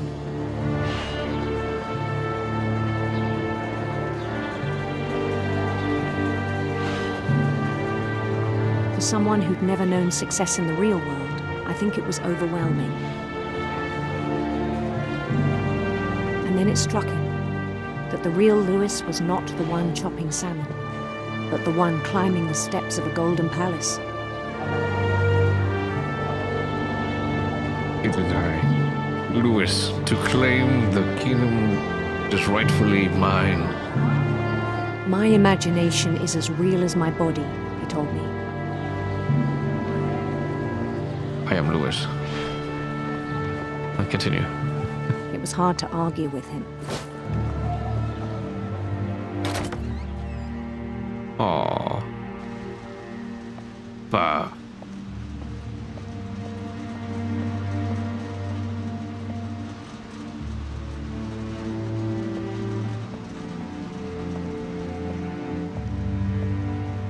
That's my locker. He began to forget the world we know. Oh.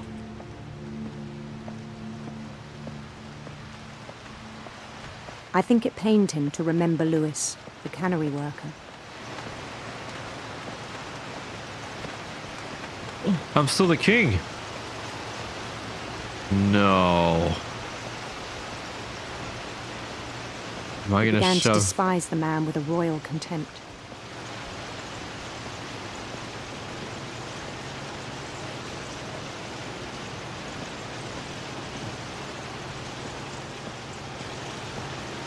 I still thought I could save him. Even after he said he was being crowned king over all the lands of wonder. The palace would be packed with his companions.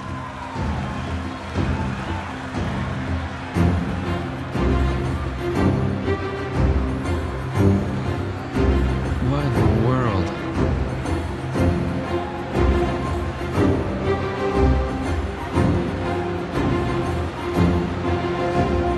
Including the wise Calico who'd insisted on inviting him.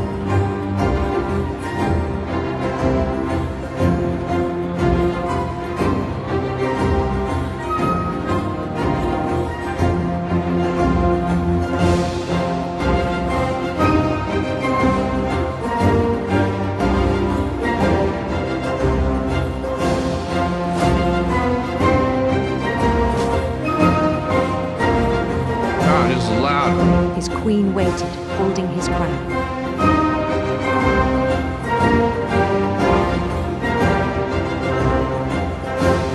There was only one thing left to do.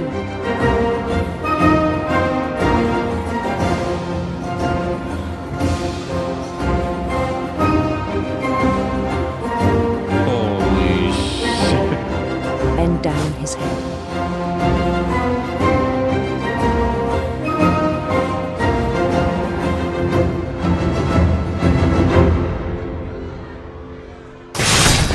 And the rest I think you know.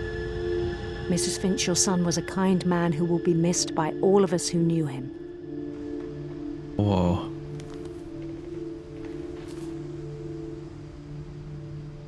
That is messed up.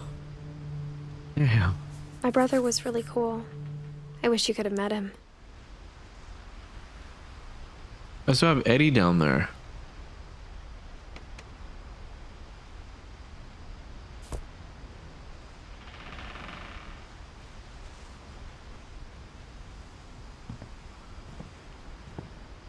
Wow. I kind of knew where I was going to go, but I'm still shocked.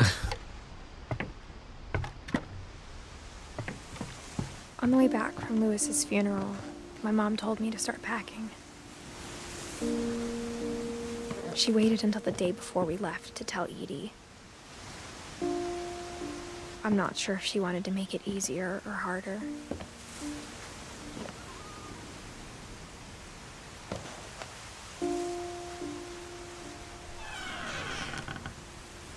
I wish wish we'd stayed. But I understand why we left.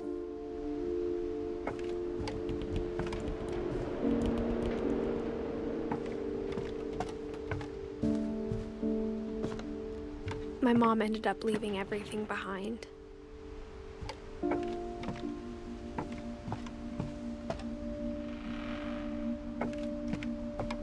What happened that night had been coming for a long time. Maybe it should have come sooner.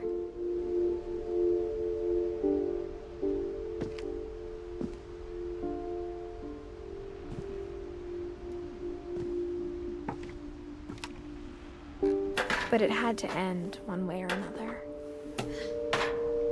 All that's left now is to tell you about that last night.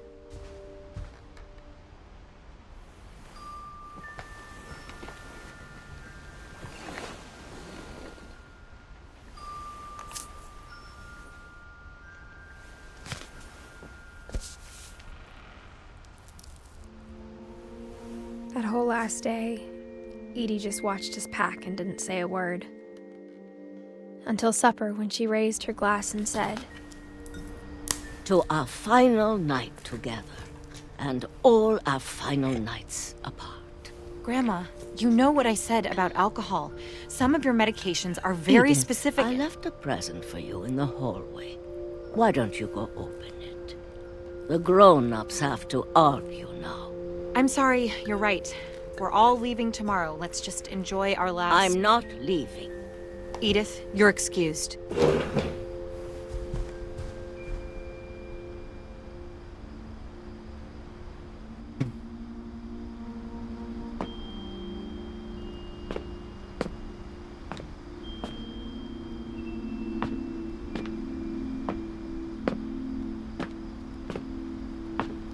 The power had been shut off that morning, but Edie always had plenty of candles. When my mom sealed the library, I don't think she knew about the other entrance.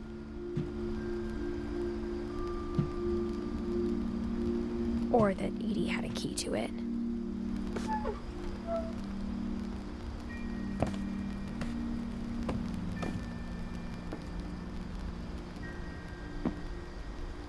That thing you're afraid of isn't going to end when you leave the house. Edith has a right to know these stories. My children are dead because of your stories. I think it's best if Edith and I leave tonight. We'll have the nursing home send a van for you in the morning, okay?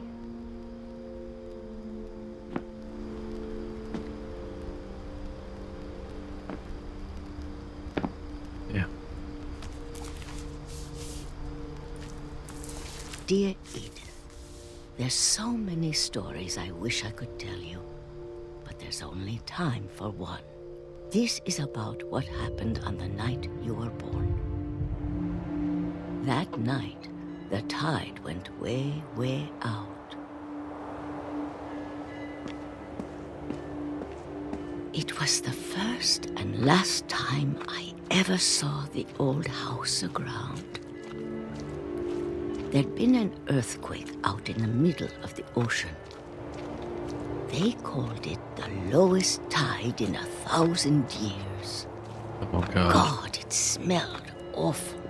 You know, I've seen that house every day of my life. Is there gonna be a giant wave? But I never thought I'd go back to it. When the fog rolled in, I lost my way. We're gonna bear with me. Do you ever get random full body chills, like your muscles or spaz out for a second and then you're good? I got turned around. All muscle ones. Charlie horses, but not like full body chills. Maybe it's like chills down my spine, but not like this. For a while, a muscle spaz out. But it hasn't happened in a while. Usually it was like my foot or my calf. Did that happen to you?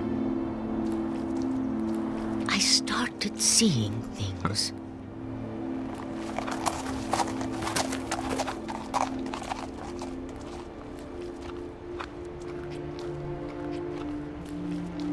Or my hands, things actually. I'd forgotten had ever existed.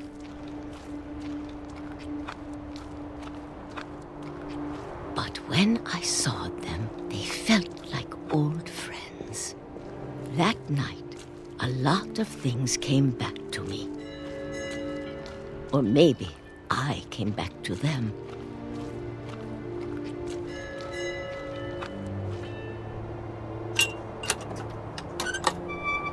Oh, I'm an old lady. She's gonna get killed by the wave. Things I can't explain, but that I need you to try and... Edith, what are you doing in here?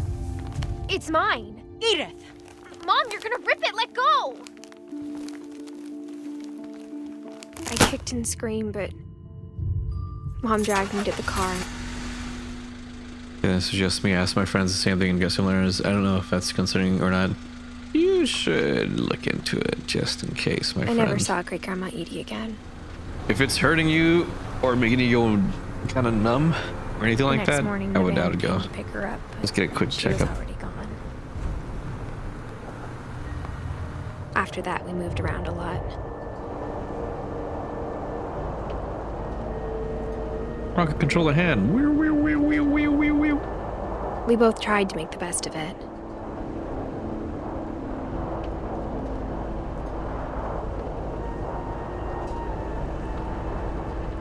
A few years went by.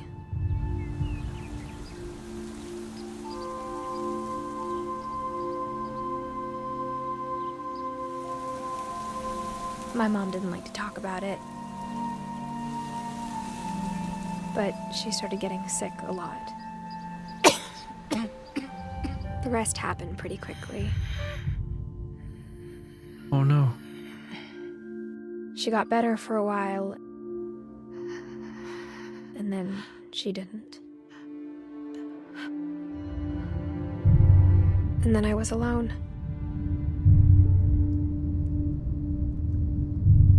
The last Finch left alive.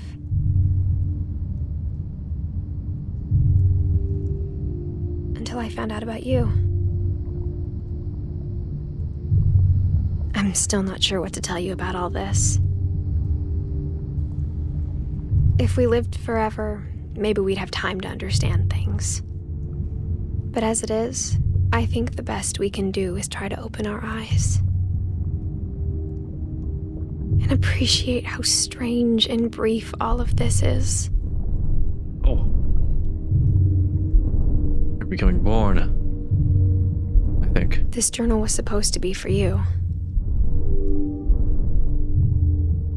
But now I hope you'll never see it. I just want to meet you. And tell you all these stories myself. But I guess if you're reading this now, things didn't work out that way.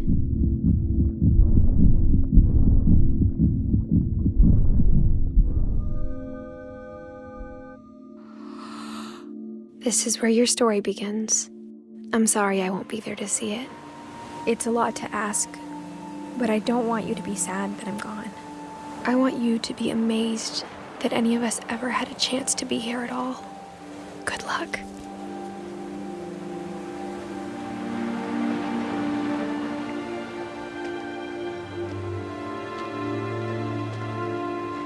Wait, I died?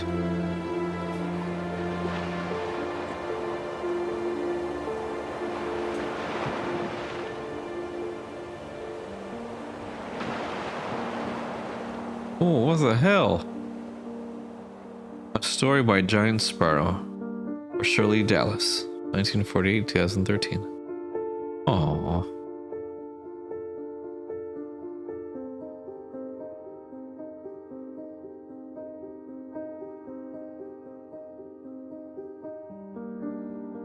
That was a very short game. I think this is only a 2-hour-long game, if that. But very cool storytelling, man. That was awesome. 2 hours, I might be able to return this game. I mean, it doesn't hurt. It's been since childhood. When it kind of gets contorts to the side and then it ripples the rest of me for a second, then I'm fine. I always thought it was an experience similar to yawning. Was this a true story? I don't know, to be honest. If it was a true story, this is a tragic story. Because everyone died. But I don't know if it doesn't hurt, but if it's uncomfortable, I don't know, man. I still would try to get some answers to see what's going on, just so maybe it doesn't lead to something in the future. But that's the parental in me. It's like, you should get it checked out just in case.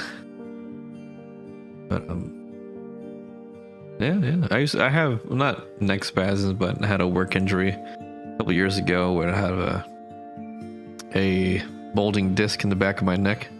So it just gets tight every once in a while, and I just get migraines every once in a while, and I have to keep stretching and cracking my neck. Of the devs team, that was a picture relevant to the story characters. No, they're all just maybe they are Finches. Perhaps I should check it out. Yeah, pretty simple game. This is a very short one. Yeah, just about a little less than 2 hours to go through the game, but the storytelling is really cool. I figured I'd try to find some more story games like this after playing through Slay the Princess. That one was still so awesome. Slay the Princess Midnight Walk was extremely good. We finished that yesterday, Friday, and we now finished. I forgot the name of the game already. Holy crap! It is called. What is it called? What Remains of Edith Finch. Edith Finch. But the music has been pretty cool. The storytelling through text, through the air, and different perspectives of each family member has been really neat. I think the very beginning you play as the child, and she goes through being a cat chasing a bird, then an owl chasing a rabbit, and then a rabbit turning into a shark chasing a seal and eating it, to you turning into a monster on a boat who are eating humans, and then you wake up. Well, dang, it's a sad story. Everyone is dead. Like, every single one of them has been killed, and the only thing left is the son from Edith. Very interesting. Very interesting. I need to try to find any some other games that are similar like this. A lot of these like smaller titled games have been fantastic. Like, there's no grinding, there's no hunting for loot, there's no unlimited scaling dungeons. There's no super hard boss fights. It's just you enjoying a story, and I feel like those games should have some sort of attention too. There's a lot of passion put into these things, and I think checking them out is totally worth the Edith Finch team. 2012 to 2017. The end. Aww.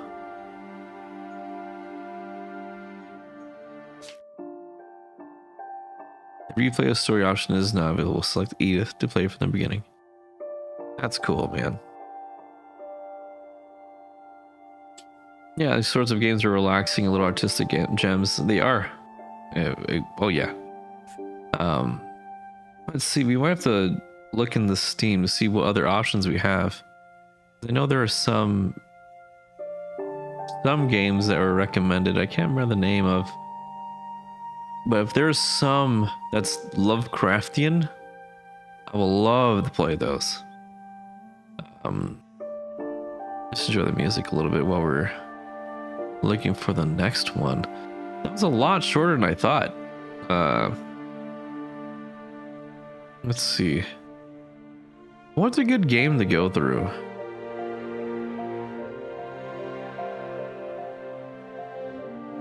Light up the town.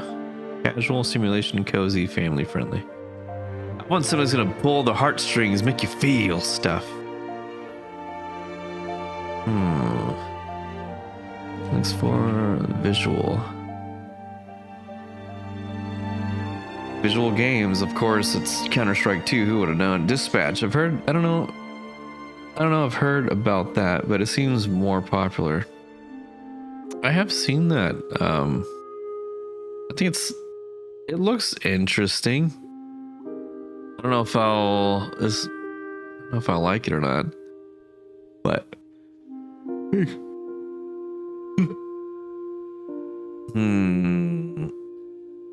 Yeah, I've heard praise of the story as well.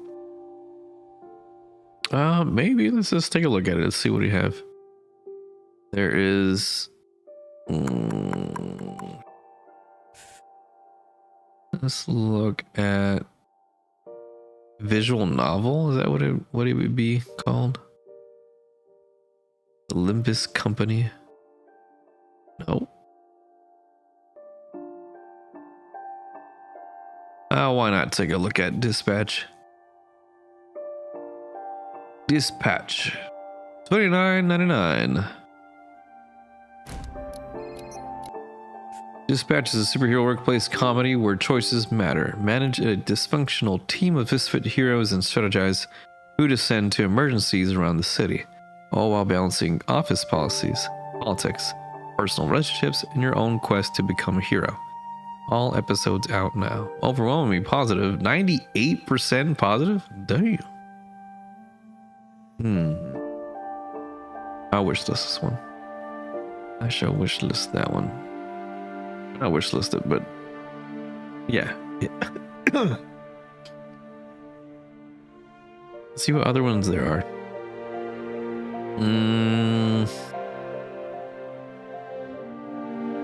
Indie? I think indie games are just, I don't know. They're cut off above everyone else, I'll be honest. They're too good. Shape of Dreams. Oh, Sky. Slay the Spire. Hades. The Ender Files. Quietus of the Nights. 9 Souls. Shakes and Fidget. Worm Online. That looks horrendous. Holy crap.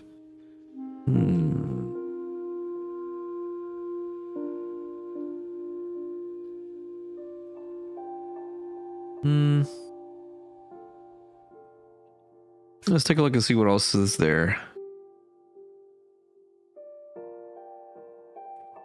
Wait, there is one I wanted to try. Is it Parables of Stanley Parables?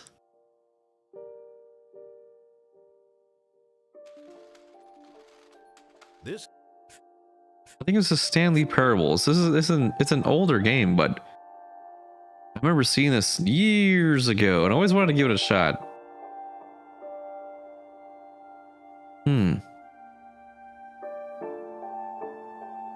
Remastered Stanley's Parable. Okay.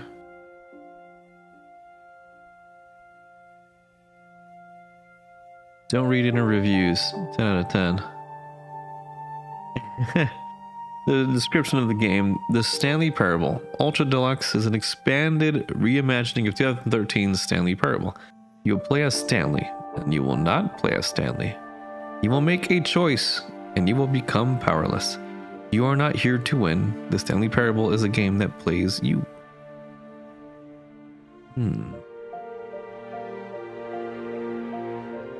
Sounds interesting, actually. I'll save that one as well. Let's see if there's any other story games. Rich story games. For PC. These titles are kind of, I don't know.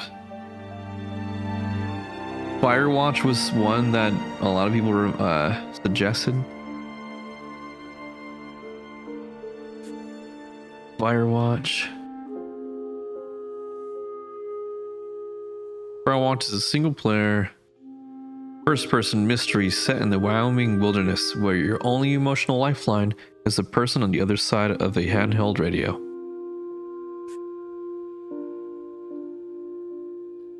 Firewatch. 92% positive overall. That's always good. Detroit Become Human was another one. Let's see.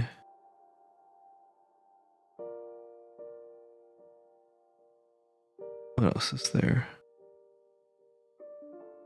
The Nier Automata games, but do I even have Nier Automata?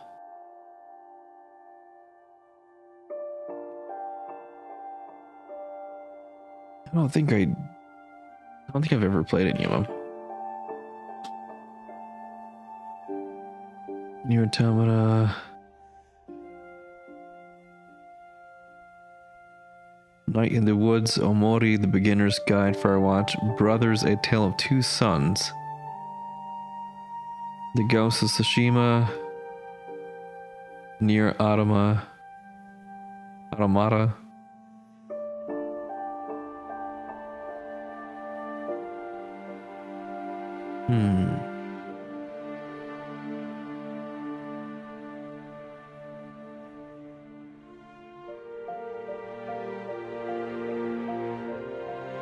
Someone suggested Borderlands and Darksiders. I don't know if that's gonna fall in the same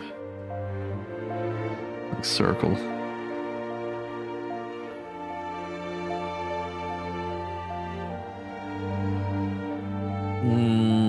What other ones can we check here? This music's gorgeous. I think a tie between the last three narrative or story-driven games that have such amazing soundtracks. Heavy Rain, Firewatch.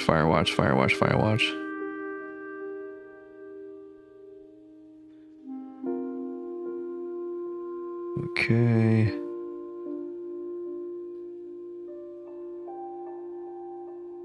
Dark Pictures Anthology. Oh, so you have to buy each one of those, though. It's kind of annoying. If I ever want to do that again.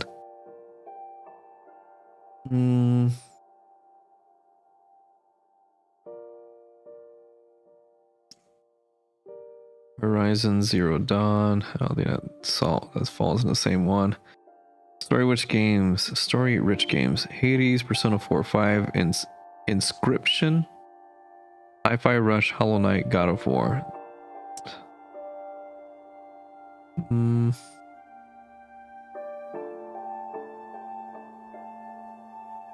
Disco Elysium. I do want to look through the indie list. Have you played Detroit Become Human? I have not. Let's see. Detroit Become Human.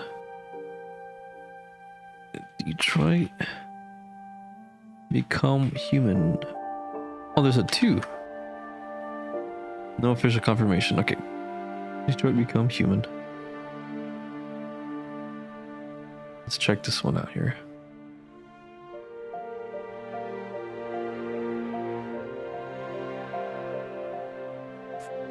Peggy 18. Detroit Become Human puts the destiny of both mankind and androids in your hands, taking you to a near future where machines have become more intelligent than humans. Every choice you make affects the outcome of the game, which one of the most intricately branching narratives ever created. That's a shock. It's one of my favorite story games, but it follows 3 characters, and I really like one of them. And I only really like one of them, unfortunately. Okay, I'll put this on the list too. I think so far we have, we only got 11 games there. What the heck? Chrono Odyssey, unfortunately, it's never gonna come out. Or maybe it will someday. Dispatch is on here now. Stanley Parable, Detroit Become Human.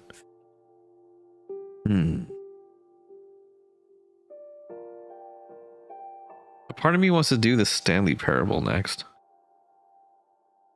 Yeah.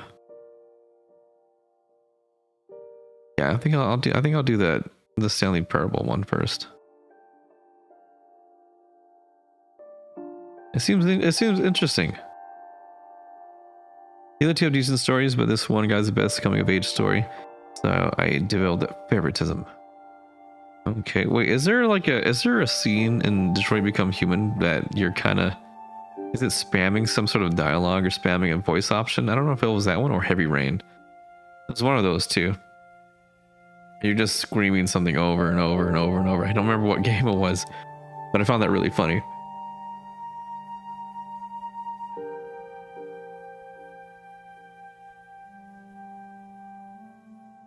I never recall some sort of spam. Okay, so it might be Heavy Rain then. Let's see. Let's just go ahead and check out Stanley Parable. I have it downloaded right.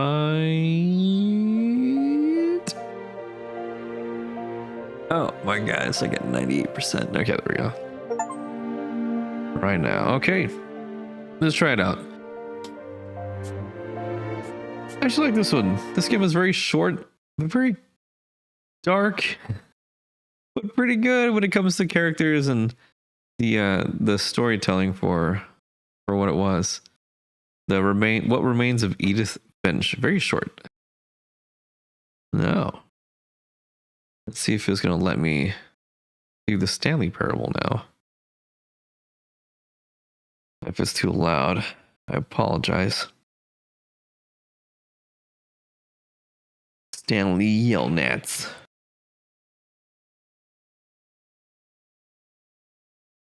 That was a much shorter story than I thought it was going to be. So, let's see if it's working. There we go.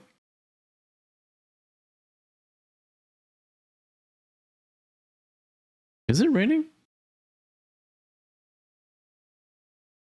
I can't tell if it's raining in real life or not. Choose a screen and subtitle language. English.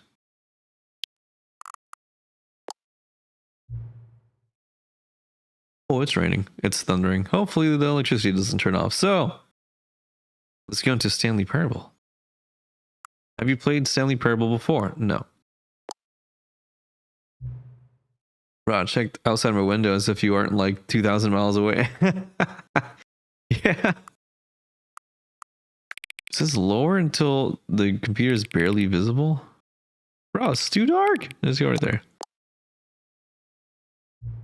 Please enter the current time. What the hell? 6. It is currently 6:49. Boop.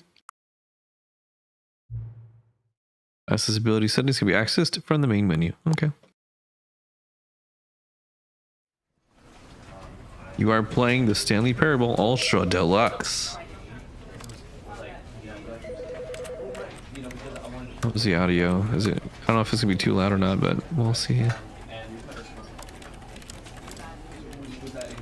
The sound of the key presses.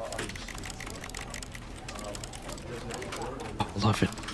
Begin the game. Ever the end is never the end is never the end is never the end. Click the skip. This is the story of a man named Stanley.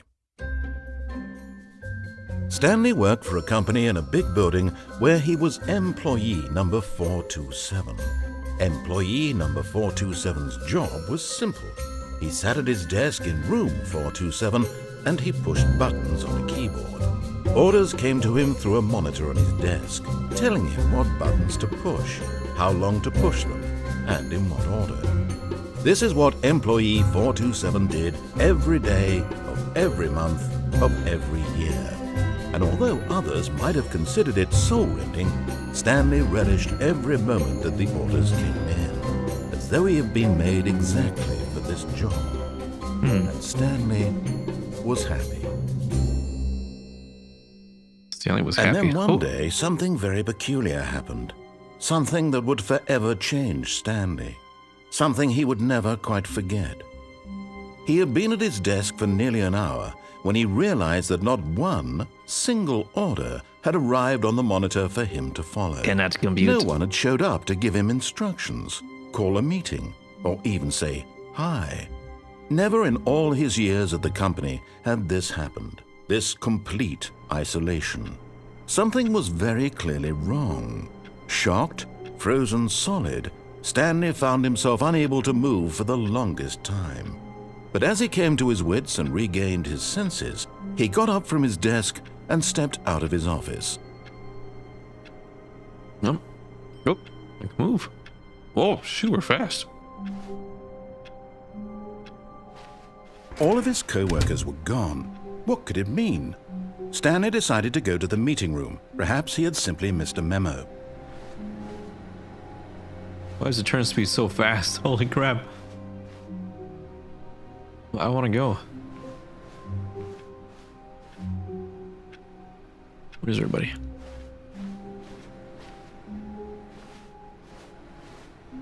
No matter how hard Stanley looked, he couldn't find a trace of his co-workers.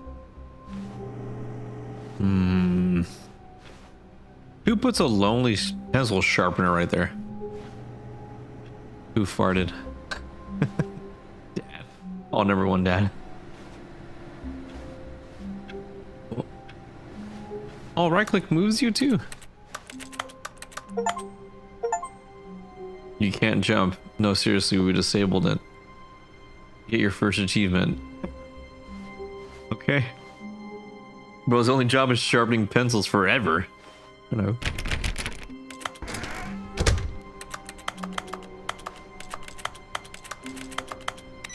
Oh. Oops.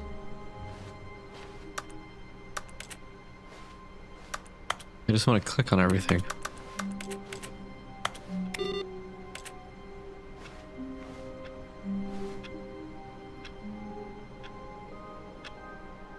Okay, I was looking at my time to make sure I didn't copy it. I hate Mondays, yes. Tomorrow is that day.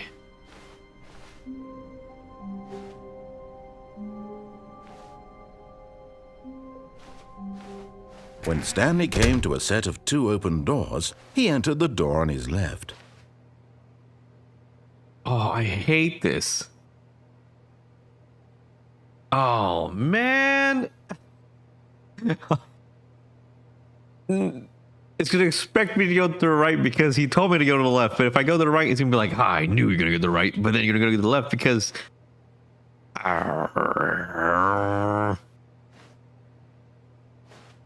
nope. No.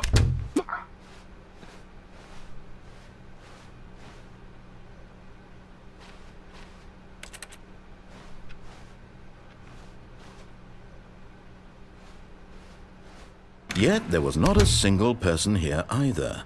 Feeling a wave of disbelief, Stanley decided to go up to his boss's office, hoping he might find an answer there. Oh, my Corley post review. We need what? More or less reviews. 402, 405 want to get rid of the death sport portion in the primary review schedule. I think that's a stupid idea. More water coolers. More water cooler heaters. Cards need to be more hip to appeal to teenage demographic. Find teenagers to put in teenage demographic. Big net. Oh, I got hiccups. I'm sorry. What do people want? Things. Money. More money. Things. But with money to buy more things. Graphs about things and money. We have our new product. Violet James, you are fired. Stripes requires more secondary research. What is hot? Profits. The boss appreciation minute. On our boss solving interpersonal conflict. If you ever find yourself in a conflict with another diligent employee like yourself, yourself. What are your dreams of a future? Talk radio, mitosis, A-boat, lunch, comatose, spring break, hope, clear skin, metamorphosis. Okay. Talk less. Do unbelievably amazing work all the time, every day, with no expectation of promotion. Oh, it opens. Hello.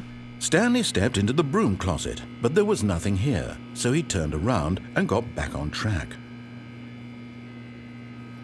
Oh, no. Close it.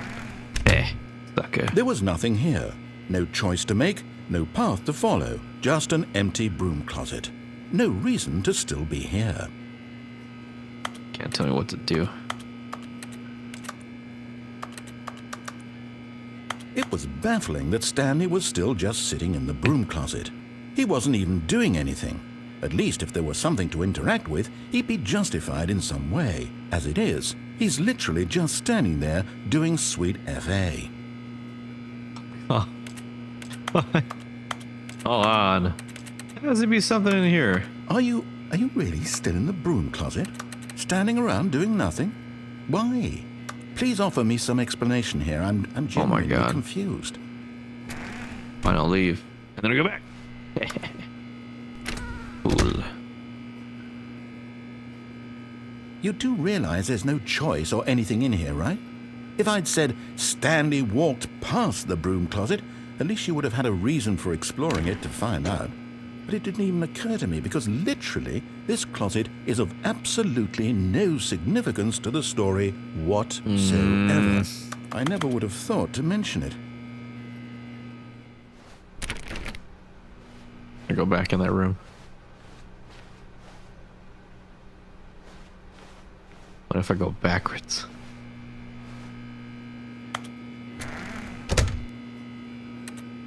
Is there really nothing? Maybe to you this is somehow its own branching path.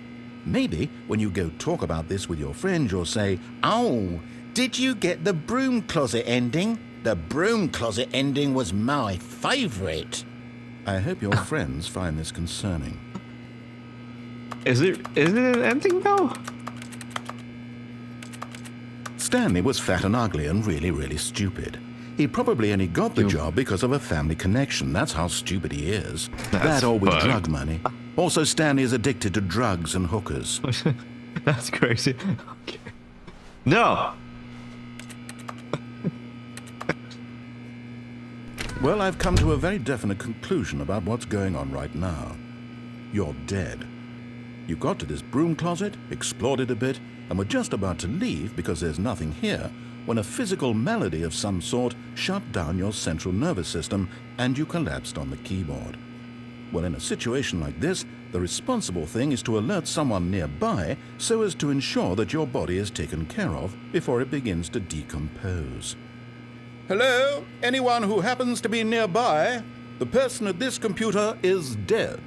They have fallen prey to any number of your countless human physiological vulnerabilities. It's indicative of the long-term sustainability of your species. Please remove their corpse from the area and instruct another human to take their place, making sure they understand basic first-person video game mechanics and filling them in on the history of narrative tropes in video gaming, so that the irony and insightful commentary of this game is not lost on them.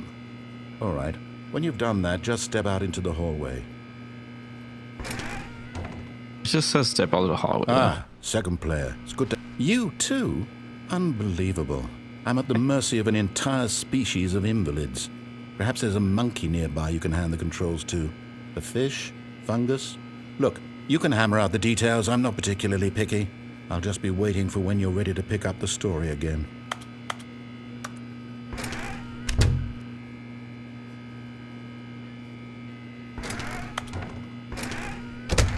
Has to be something.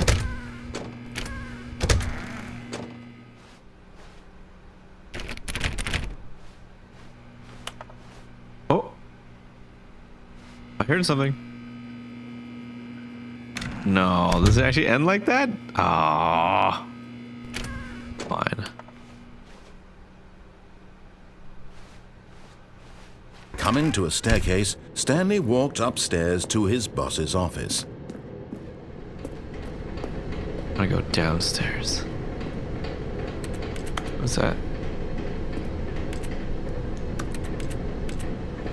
I'll do everything you're not supposed to. But Stanley just couldn't do it. He considered the possibility of facing his boss. Admitting he had left his post during work hours, he might be fired for that. And in such a competitive economy, why had he taken that risk?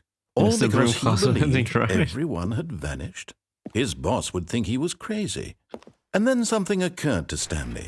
Maybe, he thought to himself, maybe I am crazy. All of my co-workers blinking mysteriously out of existence in a single moment for no reason at all? None of it made any logical sense. And as Stanley pondered this, he began to make other strange observations. For example, why couldn't he see his feet when he looked down? Why did doors close automatically behind him wherever he went? And for that matter, these rooms were starting to look pretty familiar. Were they simply repeating? No, Stanley said to himself, this is all too strange. This can't be real. And at last, he came to the conclusion that had been on the tip of his tongue. He just hadn't found the words for it. "I'm dreaming!" he yelled. "This is all a dream." Oh, what a relief Stanley felt to have finally found an answer, an explanation. His co-workers weren't actually gone. He wasn't going to lose his job. He wasn't crazy after all. And he thought to himself, I suppose I'll wake up soon.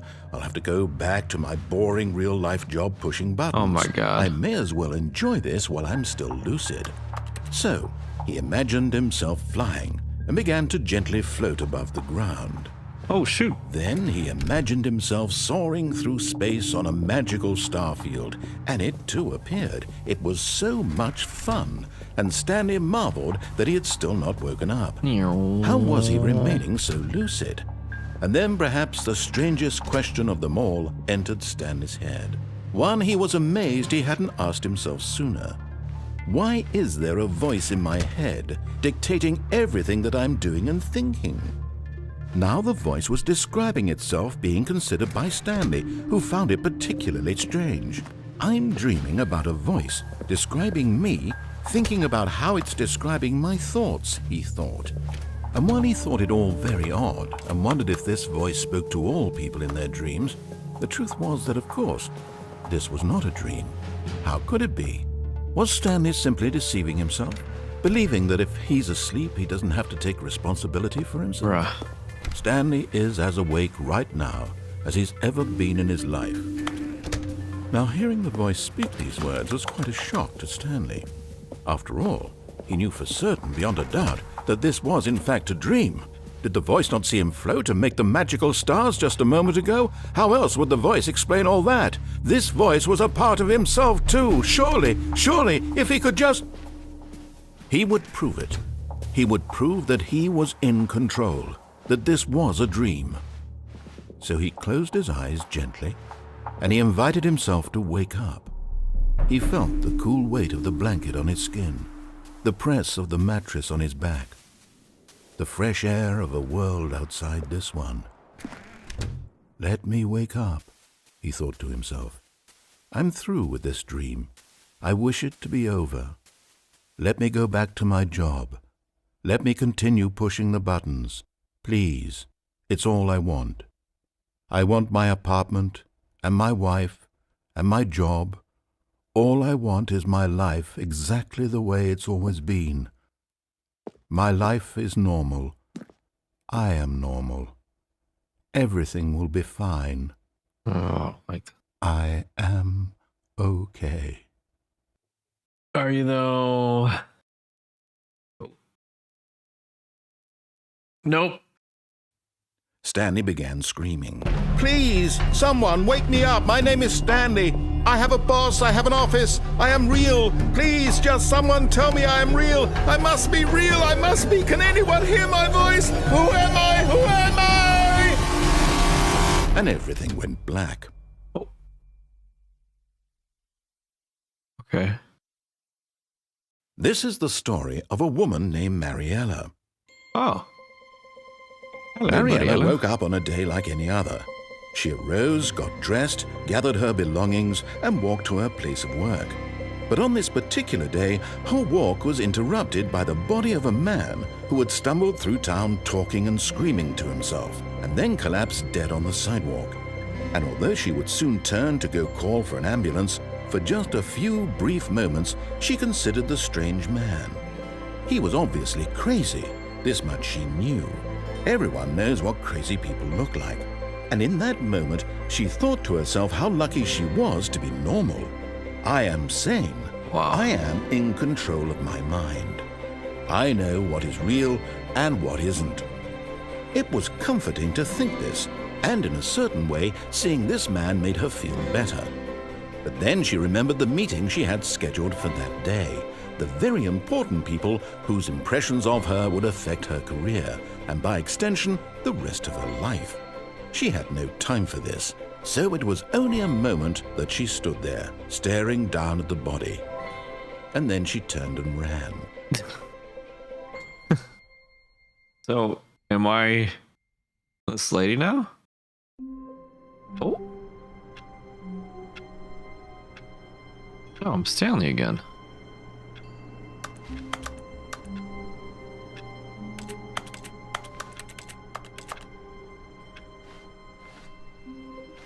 All of his co-workers were gone. What could it mean?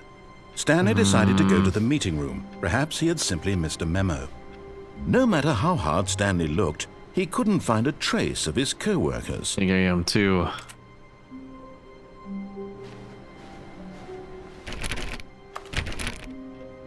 Stanley went around touching every little thing in the office, but it didn't make a single difference, nor did it advance the story in any way. Oh.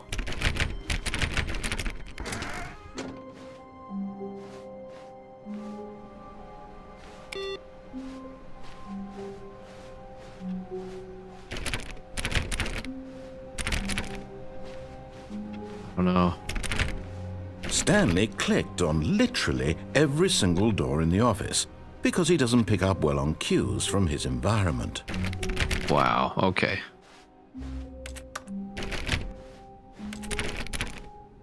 I want to check everything, but... Oh, God. When Stanley came to a set of 2 open doors, he entered the door on his left. Right. This was not the correct way to the meeting room, and Stanley knew it perfectly well. Perhaps he wanted to stop by the employee lounge first, just to admire it.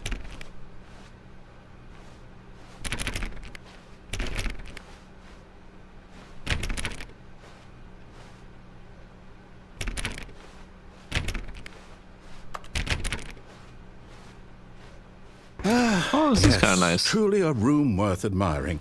It had really been worth the detour after all, just to spend a few moments here in this immaculate, beautifully constructed room.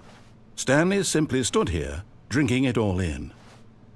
Yes, beautiful, beautiful. I would like to have this same employee room where I work. But eager to get back to business, Stanley took the first open door on his left. No. Can't tell me what to do.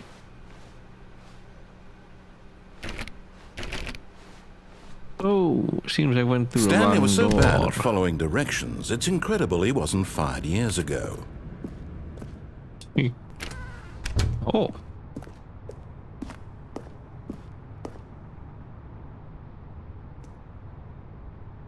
Warning, do not jump from the cargo while it is in motion. Will cause death. Penalty for misuse of cargo lift, $1,000. Penalty for jumping off the cargo lift, $5,000.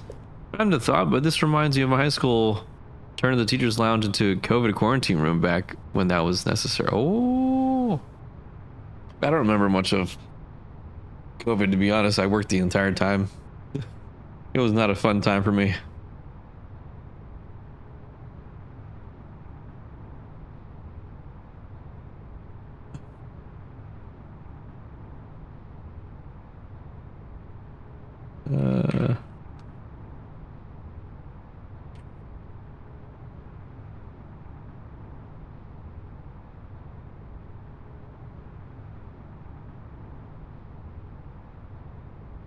There we go.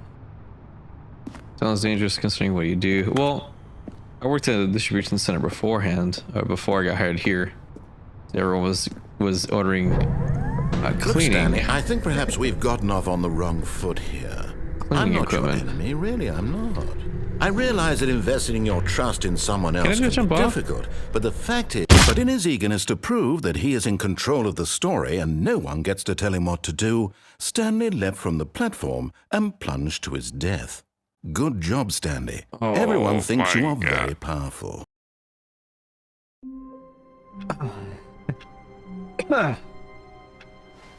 All of his co-workers were gone. What could it mean? Speed run. Stanley decided to go to the meeting room. Perhaps he had simply missed every a door. memo. Damn. What if... Wait, hold on. What if I did it again? Like, what if I went to the right door? When Stanley came to a set of What, two am I open right? doors, this was not the correct way to the meeting don't room, care. and Stanley knew it perfectly well. I'll go straight Perhaps instead he of wanted left. to stop by the employee lounge first, just to admire it. Wow. Yes, this room. But eager to get back to business, Stanley took the first open door on his left. I want to go straight and jump off again. Stanley was so bad at following directions, it's incredible he wasn't fired years ago. Look, Stanley, I think perhaps we've gotten off on the wrong foot. I can just jump over here, right? I'm not your enemy, really, I'm not. I realize that investing your trust in someone else can be difficult, but the fact is that the story has been about nothing but you all this time. There's someone you... Really? I was in the middle of something. Do you have zero consideration for others? Are you that convinced that I want something bad to happen to you? Yes. Why, I don't know how to convince you of this, but I really do want to help you, to show you something beautiful. Look, let me prove it. Let me prove that I'm on your side. Give me a chance. Oh, now listen carefully, this is important. Stanley walked through the red door.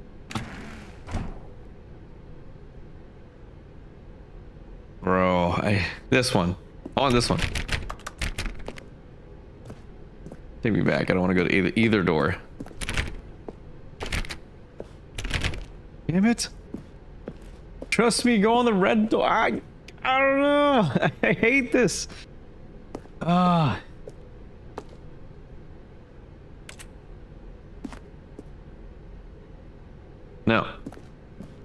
Aha, perhaps you misunderstood. Stanley walked through the red door. Oh, God. You being sassy to me? No. I still don't think we're communicating properly. Stanley walked through the red door. All right, fine. Go ahead, Stanley.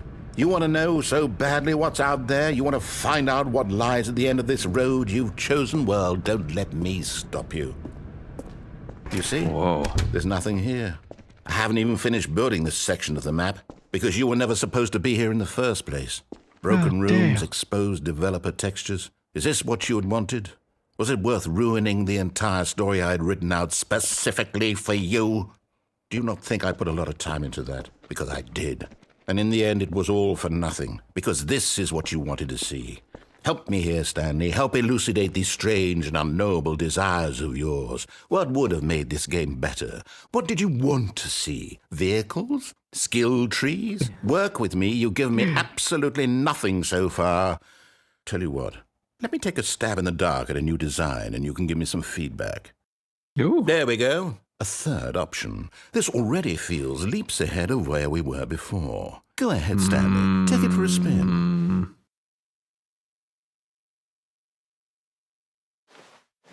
No. Because I'll fall into the trap of him wanting me to go in the left door in the very beginning. Okay.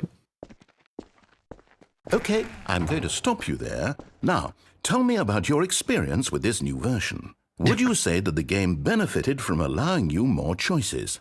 Feel free to be honest. I'm looking for some real critical feedback here.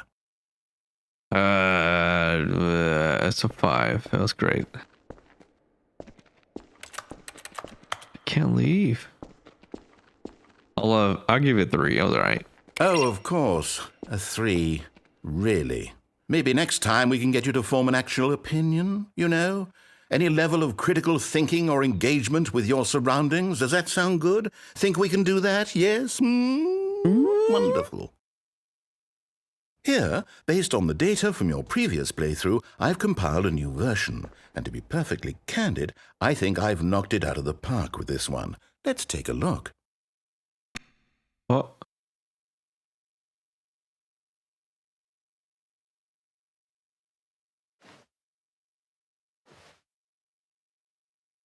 Was a speed run in total? Whoa. Did you know that 21% of the players skipped the intro sequence? Only the worst 3% of players chose the blue door. Wow. How long does it take you to get to the correct door? Compete against others to... This is you. Want to ask some friends for help? Friends list empty. Fine, I'll go here again. Tell me I have no friends. Would you say that competitive leaderboard helped you feel motivated to keep walking through doors? Again, honest answers, please. No. Terrible. Hey, I nearly forgot. I've got a prototype of a new game I've been working on, and now would be a lovely opportunity to give it some playtesting. You wouldn't mind taking a look at it, would you? Perfect. Let me boot it up. In this game, the baby crawls left towards danger. You click the button to move him back to the right, and if he reaches the fire, you fail. It's a very meaningful game, all about the desperation and tedium of endlessly confronting the demands of family life. I think the art world will really take notice. But of course, the message of the game only becomes clear once you've been playing it for about 4 hours. So why don't you give it 4 hours of play to make sure it's effective? Be sure to keep notes on your experience. Oh no, it seems the baby's about to reach the fire. You heartless bastard. Yeah. Did you do it because you hate babies or purely to spite me?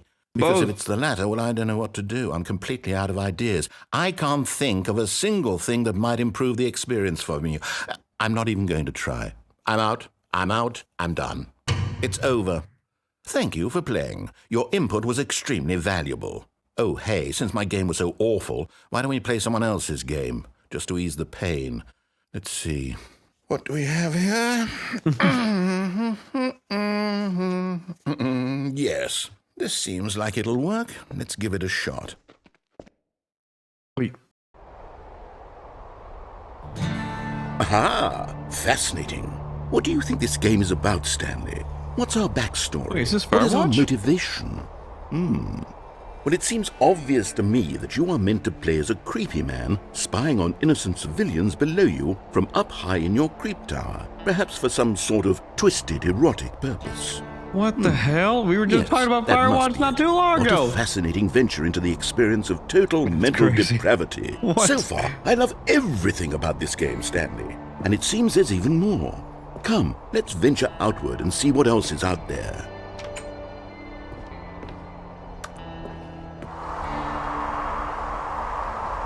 What? This is crazy. The Minecraft door open noise. Is it really? It doesn't do it anymore. Is this not Firewatch?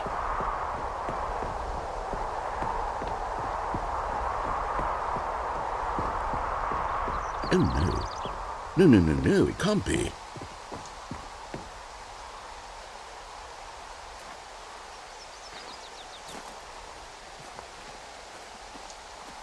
It is.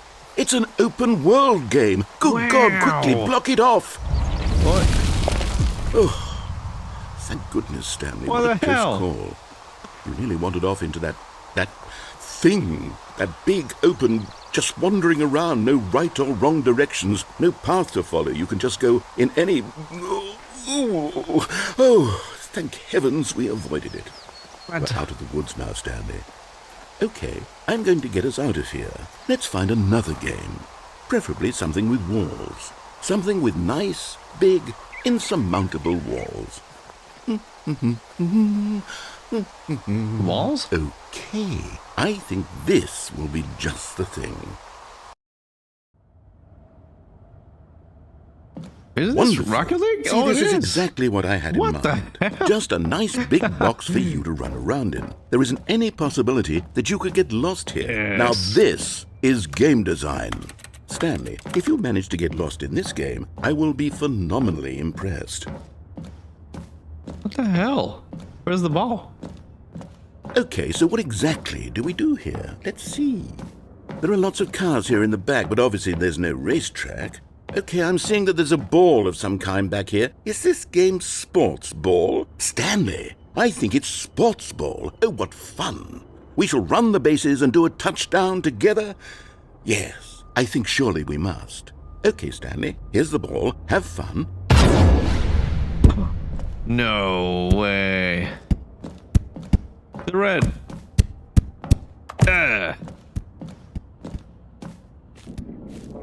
Are you doing it? Are you winning? Is this fun? Is it better than my miserable little story that I worked so hard on? Stanley, I have a thought, and I realize I'm not a sportsologist, but if one ball generates a certain amount of raw adrenal pleasure, What about then a bunch surely of balls? multiple balls makes for an even more euphoric sports experience. I'm going to try it out. Here comes another ball. Oh. Yes. Oh, goodness, that really does feel amazing, doesn't it?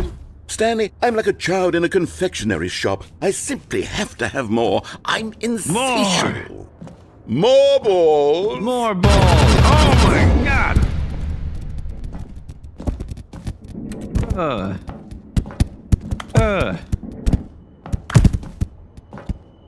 I get all the balls now. Are you enjoying this, Stanley? Are you having fun? Is this a real video game? Well, I sure hope you're having a good time. If I fall down here? Hold on. What are you doing?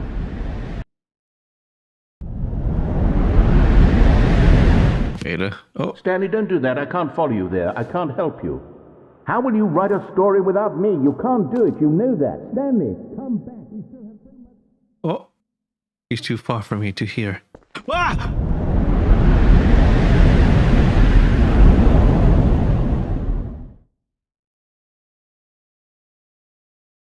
What the hell?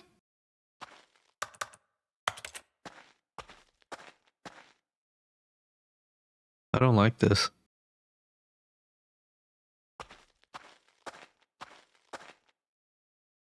Strange, I feel a little nervous.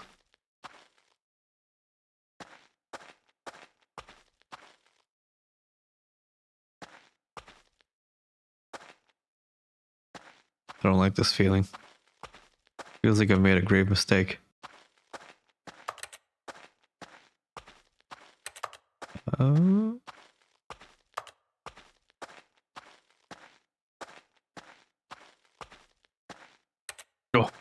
the light at the end of the tunnel. There's computers and stuff here, though.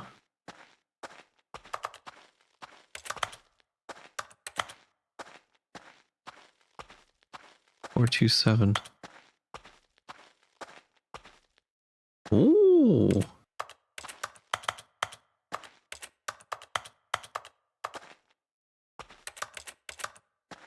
Oh God.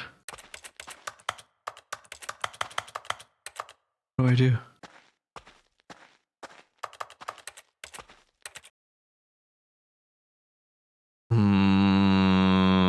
That seems so suspicious.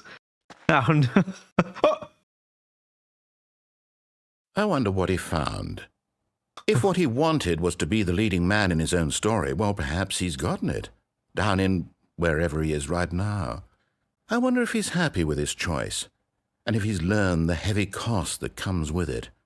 He'll understand soon what I was trying to tell him. He needs me.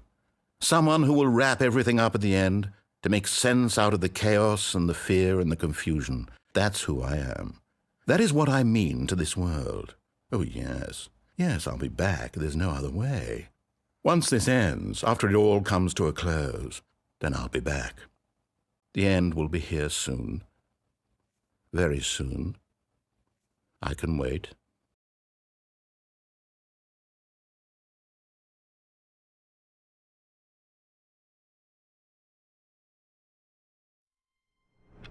Oh my God. All of his co-workers were gone. What could it mean? Stanley decided to go to the meeting room. Perhaps he had simply missed a memo. I feel like I made so much progress. Stanley went around touching every little thing in the office, but it didn't make a single difference. Nor did it advance the story in any way. What?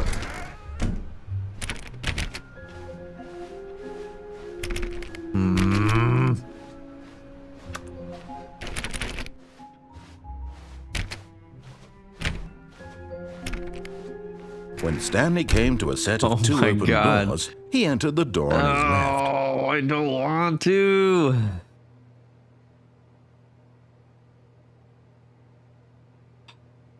Fine. No. This was not the correct way to the meeting room, and Stanley knew it perfectly well. Perhaps he wanted to stop by the employee lounge first, just to admire it. Damn it. The lounge was sublime, a work of art. But eager to get back to business, Stanley took the first open door on his left. No.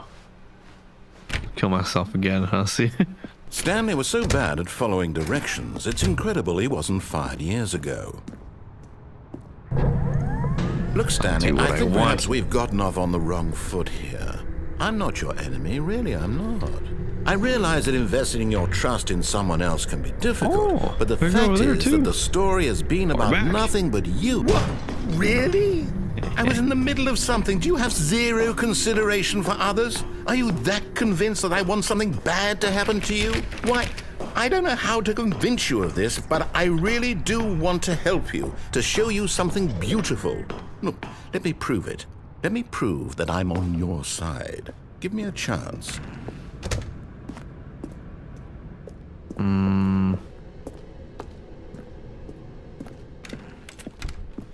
Now listen carefully, this is important. Stanley walked through the red door. I'll go through the red door. Oh, thank God you are willing to listen to me. You see that I really have wanted you to be happy all this time. The problem is all these choices. The two of us always trying to get somewhere that isn't here. Running and running and running, just the way you're doing right now. Don't you see that it's killing us, Stanley? I wanted to stop. We would both be so much happier if we just stopped. And I think I have a solution. Here, let me show you.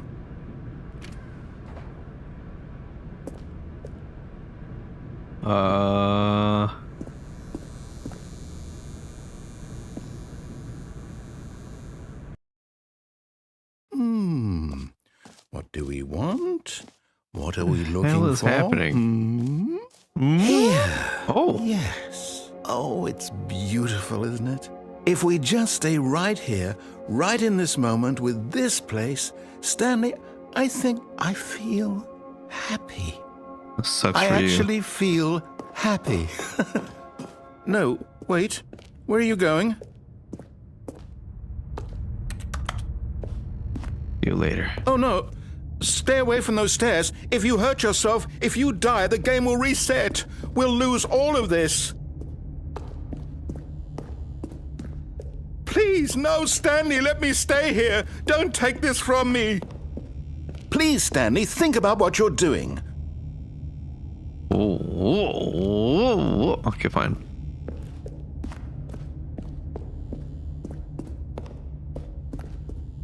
Fine, let's go back to the blue room.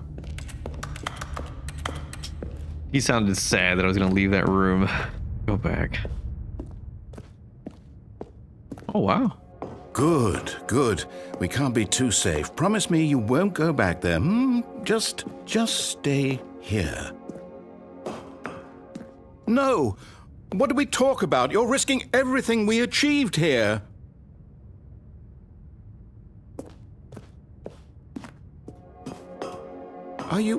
You are going to stay here, aren't you? No.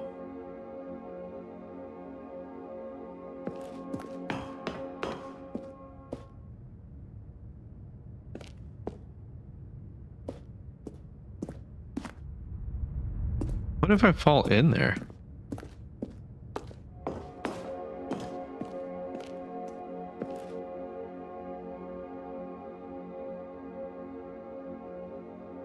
This is kind of pretty though.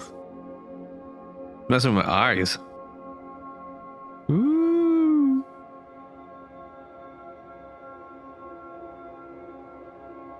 Holy crap, these colors are too bright for me. Like a butthole being closed.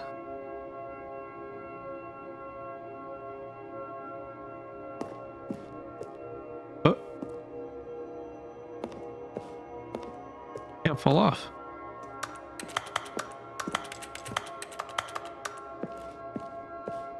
Well, time to leave. I've done my staying of that place. You heard me before, didn't you? You will die. What about this isn't getting through to you? You didn't do anything in that room. It's the only thing I have left. It's to fall. Goodbye, Stanley. No! Oh. Thank God. I'm alive. You lived. Do it again. You had me worried there for a moment. No. No, what are you doing, Stanley? Please, I'm asking you not to take this away from me. I can't go back to what I was before. If you die, we'll both go back. Why are you doing this? But if I go back to the room, you won't do anything. This is my progress in my life.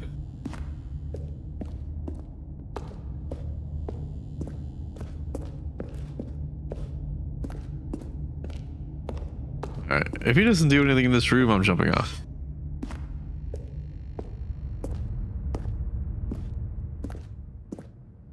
Oh! That's pretty. There. See? This is what you want. This is where we can both be happy. We really can. If we stop moving, we just have to stop moving.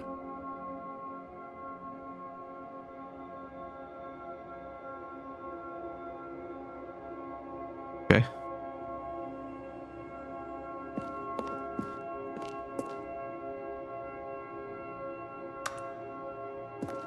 Is this all?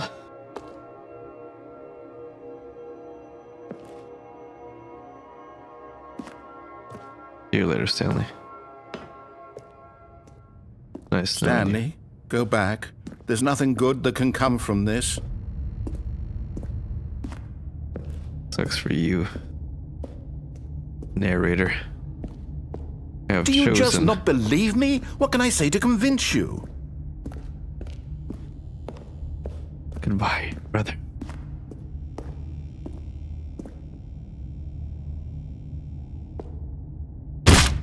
Stanley, Damn it! Let's go back to the other room. Can you do that for me?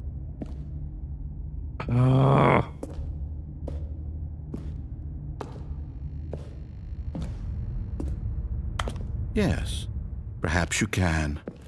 Perhaps you finally see what I'm talking about.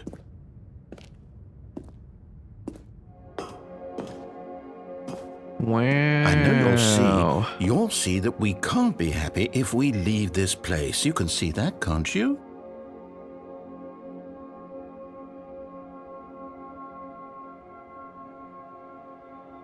Holy crap, man. I need to kill myself. I mean, end myself in game. Before anyone watches perhaps questioning not. me. What does people want from me? See you later, Stanley. I've fallen twice now. It is my time. Third time's My the charm. God, is this really how much you dislike my game? That you'll throw yourself from this platform over and over to be rid of it? You are literally willing to kill yourself to keep me from being happy. Am I reading the situation correctly? Yes, you just trust him with a red door, and that door led you to either sitting still in Spark Room or Sewer Slide. Yes. Or maybe you're just getting a kick out of it. I don't know anymore. I just wanted us to get along. But I guess that was too much to ask. It looks like you wanted to make a choice after all. Well, this one is yours. I will make this choice. Brother, no! Is it over? Oh! It's going to restart, isn't it? I'm going back.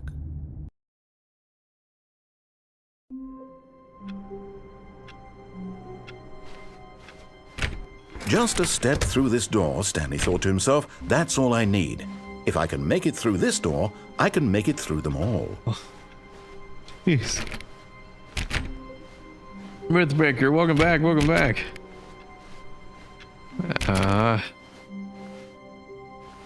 Is the Nader just as trapped as you are? I don't know.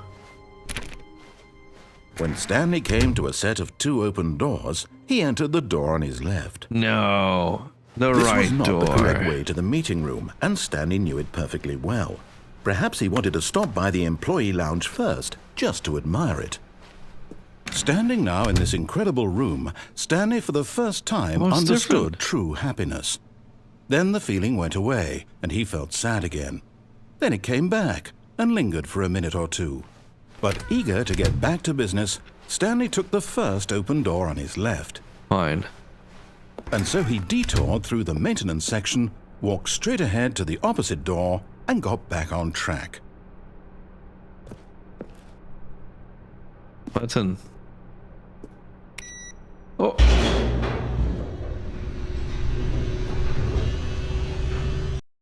Oh, shoot. But Stanley didn't want to go back to the office. He wanted to wander about and get even further off track. So now in order to get back, he needed to go, from here it's, oh, no, it's to the right, my mistake. This one opened, though. No! I opened for like a second. No, not the right. Why would I have ever said it was to the right? What was I thinking? It's clearly... Oh dear, would you hold on for a minute, please? Now, let's see. We went down right, left, down, left, right. Yep, okay, yes. I've got it now. This story is absolutely, definitely this way.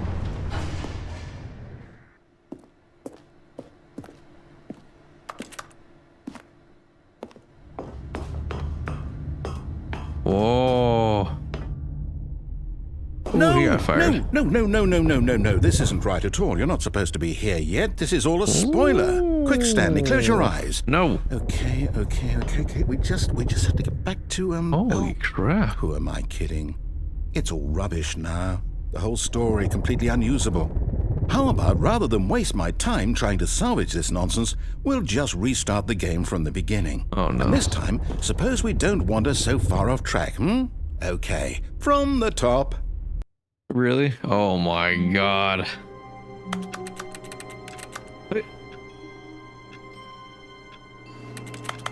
Oh. All of his co-workers were gone. What could it mean? Stanley decided to go to the meeting room. Perhaps he had simply missed a memo.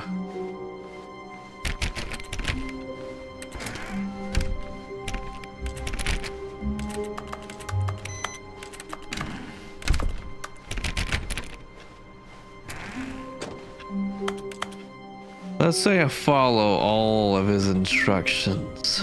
When Stanley... Oh, what the... Wait, what?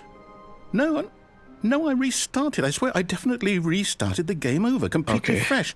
Everything should be... Oh, did something change?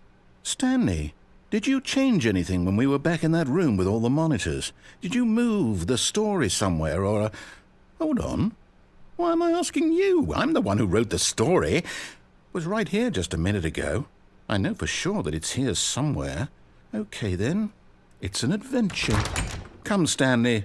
Let's find the story. Ooh.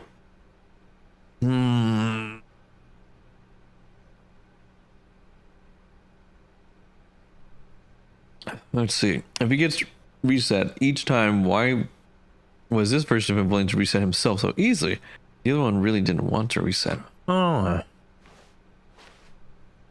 I messed up that sentence a little bit. You get the point. Yeah. I do understand, but... I'll say it. This is the worst adventure I've ever been on. I can promise you there definitely was a story here before. Do we need to restart the game again? No. Well, I find it unlikely that we'll ever progress by starting over and over again, but it's got to be better than this. Okay, let's give it a shot. Why not? Wait. Oh my god.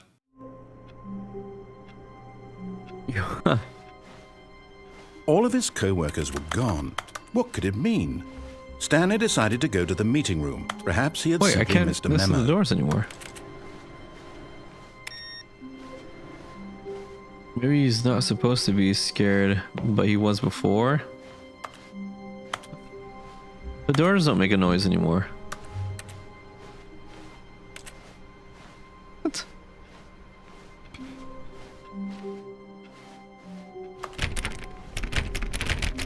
That one does. What? Oh no. Okay, yep, it's worse. I might be remembering this wrong. It's possible the story is back where we just came from. Why don't we go back the other direction and see if we missed anything? The other direction.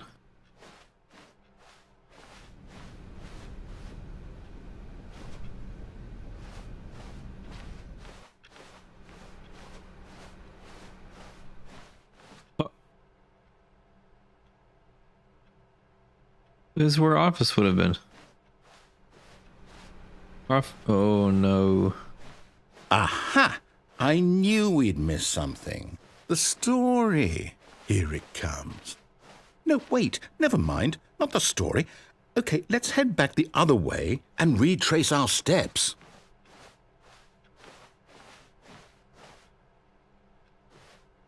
What the hell? Now this... Well, I'll be honest, I don't recognize this place at all. Is this the story? I don't think so. I can't quite recall, but I believe my story took place in an office building. Is that correct? Do you remember, Stanley? Well, do you know what? Since I've completely forgotten what we were supposed to be doing, how about this? You reset You win! Congratulations! Hey. I know you put in a lot of hard work, and it really paid off, so good job. Thank you. Oh, no. No, I don't feel right about this at all. We both know you didn't put in any actual work for that win. Some people win fair and square, and this was not one of those situations. Okay, I'm getting weirded out by whatever this place is. I don't care what might happen this time. I have to restart. All right, I've got a solution. This time, to make sure we don't get lost, I've employed the help of the Stanley Parable Adventure Line. Just follow the line. How simple is that?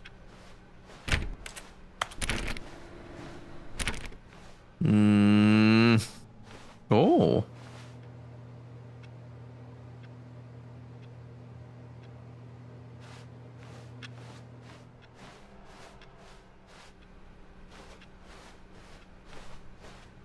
No, I'm down. We're leaving it up to the line from now on.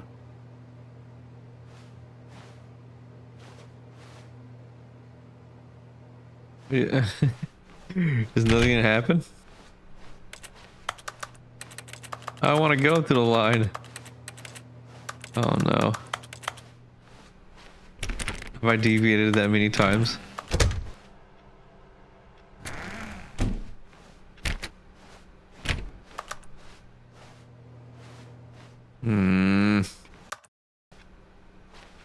I have a feeling if I hit begin game again, something else is gonna happen. Can I go in here? 420. Oh, they're playing solitaire.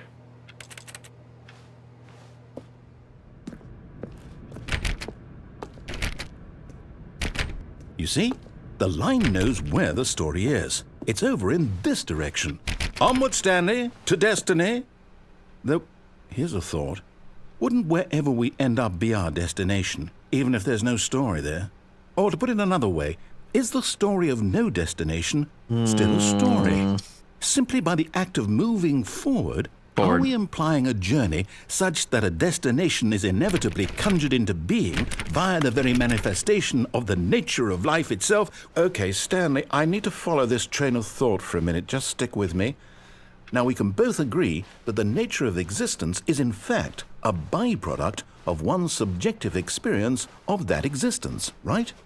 Okay, now if my experience of your existence rests inside of your subjective experience of this office, is this office in fact the skeleton of my own relative experiential mental subjective construct? Whoa. Hang on. That got a bit weird back there. Well, I'd like to apologize. Not sure where I was going with all that. You know what? I think what we need right now is a bit of music to lighten the mood.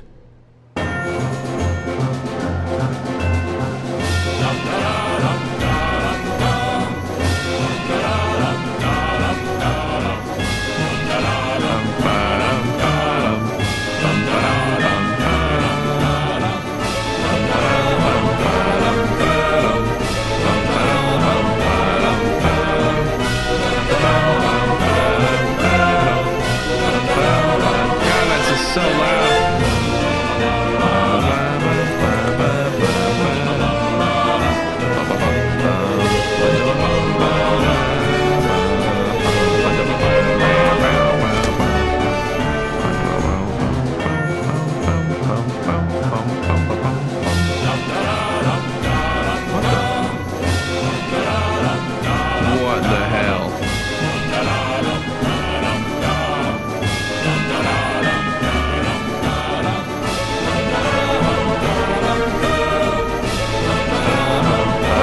Cut the music. Go back and look at that fern. Stanley, this fern will be very important later in the story. Make sure you study it closely and remember it carefully. You won't want to miss anything. I study fern. I go back. This confused the hell out of me. There's no wall here.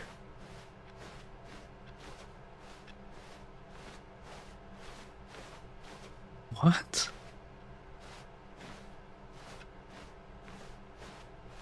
It fixed itself. What the hell?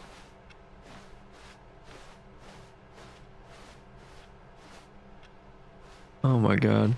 I almost made my mom rage quit competitive solitaire. I could see that happening. Wait, what? We're back at the office? No. Line, you do know we're looking for the Stanley Parable, right? The story? Is any of this ringing a bell? We're going back to my office. Hello, office. I've returned. How many leaves around the fern? That'd be insane.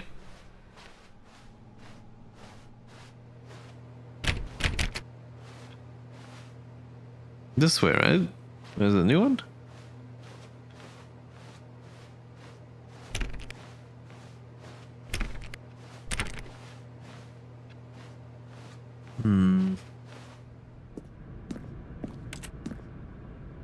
Hey, we're back here again. No, not again, Line. How could you have done this to us? And after we trusted you, after everything we've been through, you... Oh, I can't take this anymore. To hell with it. Restart. Oh my god. The adventure line. You know what, Stanley? I say forget the adventure line. What's it ever done for us? We're intelligent people, right? Why can't we make up our own story? Something exciting, daring, mysterious. Ooh, this all sounds perfectly doable. Why don't we simply start wandering in, well, I don't know. How about this direction? Ooh, no. Damn it. Where shall we go, narrator? Now, yes, this is exciting. Just me and Stanley forging a new path, a new story. Well, it could be anything. What do you want our story to be? Go wild. Use your imagination. Whatever it might be, Stanley, I'm ready for it. MMO, RPG, please, please. This version of him is so different. The other one couldn't tolerate open world. Oh, no, not you again. Stanley, I'd also like to veto the line from having any role in our awesome new story.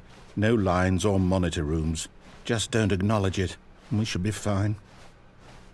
I'll acknowledge it, okay.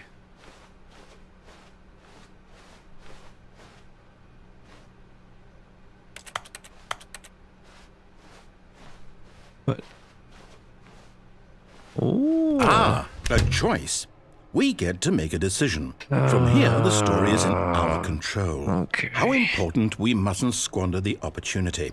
In fact, I believe I need a minute to think here. Just walk in circles for a minute. Okay, so I know that each door has to lead somewhere, which means that somewhere, the place where we're trying to go, there must be a reverse door that leads here. And that in turn means that our destination corresponds with the counter-inverted reverse door's origin. So starting from the right, let us ask, will taking the right door lead us to where we're going? And since the answer is clearly yes, then by all accounts, the door on the right is the correct one. Another victory for logic. Come, Stanley, our destiny awaits. Wait, is there a difference between when the game resets on his command versus when it resets on her death? Because when he resets himself, he doesn't seem to forget everything. I don't...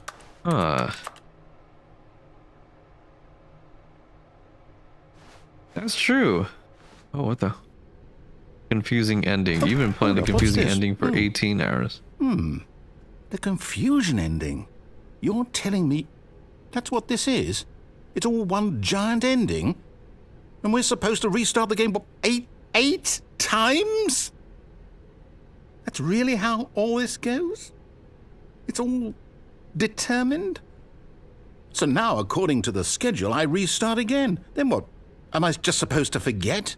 Well, what if I don't want to forget? My mind goes blank simply because it's written here on this thing, wall. Well, who consulted me? Why don't I get to decide? Why don't I get a say in all of this? Is it really? No, it can't be. I don't want it to be. I don't want the game to keep restarting. I don't want to forget what's going on. I don't want to be trapped like this. I won't restart the game. I won't do it. I won't do it. I won't do it. And the timer stopped? Does that mean... Whoa. Did we do it? Did we break the cycle? The, whatever it is that made this schedule? How would we even know? Will someone come for us? Will something happen? I don't know. So, okay. I guess now we just wait, you know. I suppose in some way that this is a kind of story, wouldn't you agree?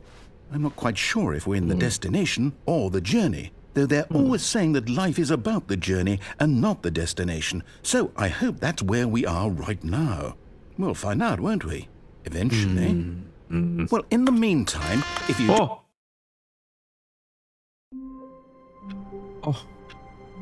I touched the screen.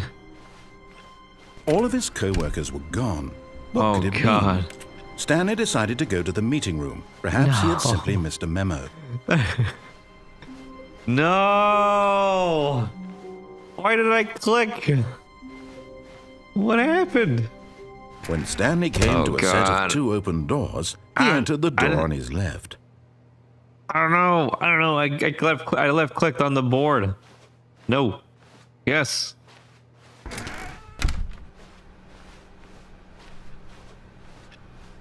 Now what? Narrator. Yet there was not a single person here either. Feeling a wave of disbelief, Stanley decided to go, oh no, not again. I won't be part of this. I'm not going to encourage you. I'm not going to say anything at all.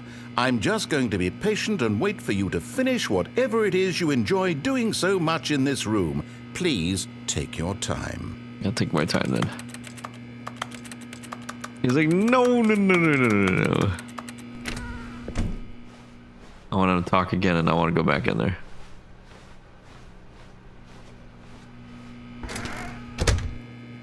Maybe he doesn't say anything else. Damn it. Okay. Coming to a staircase, Stanley walked upstairs to his boss's office. Oh, I went downstairs. I never went upstairs. Downstairs it is.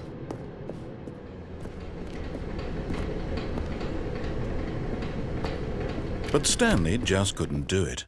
He considered the possibility of facing his boss. Admitting he had left his post during work hours, he might be fired for that.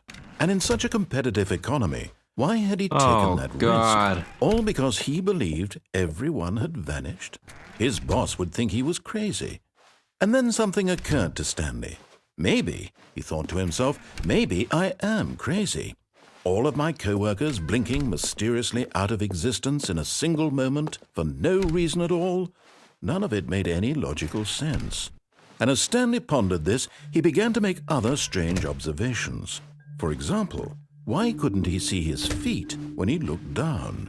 Why did doors close automatically behind him wherever this he loops went? back. Okay. And for that matter, these rooms were starting to look pretty familiar. Were they simply repeating? No, Stanley said to himself, this is all too strange. This can't be real. And at last, he came to the conclusion that had been on the tip of his tongue. He just hadn't found the words for it. I'm dreaming, he yelled. This is all a dream. Yeah. Oh, what a relief Stanley felt to have finally found an answer, an Everybody explanation. close your eyes, right? His co-workers weren't actually gone. He wasn't going to lose his job. He wasn't crazy after all. And he thought to himself, I suppose I'll wake up soon. I'll have to go back to my boring real-life job pushing buttons. I may as well enjoy this while I'm still lucid. So, he imagined himself flying and began to gently float above the ground.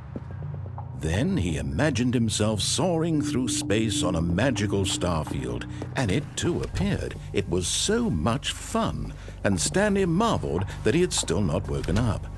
How was he remaining so lucid? And then perhaps the strangest question of them all entered Stanley's head. One he was amazed he hadn't asked himself sooner. Why is there a voice in my head dictating everything that I'm doing and thinking? Now the voice was describing itself being considered by Stanley, who found it particularly strange. I'm dreaming about a voice describing me, thinking about how it's describing my thoughts, he thought. And while he thought it all very odd and wondered if this voice spoke to all people in their dreams, the truth was that, of course, this was not a dream.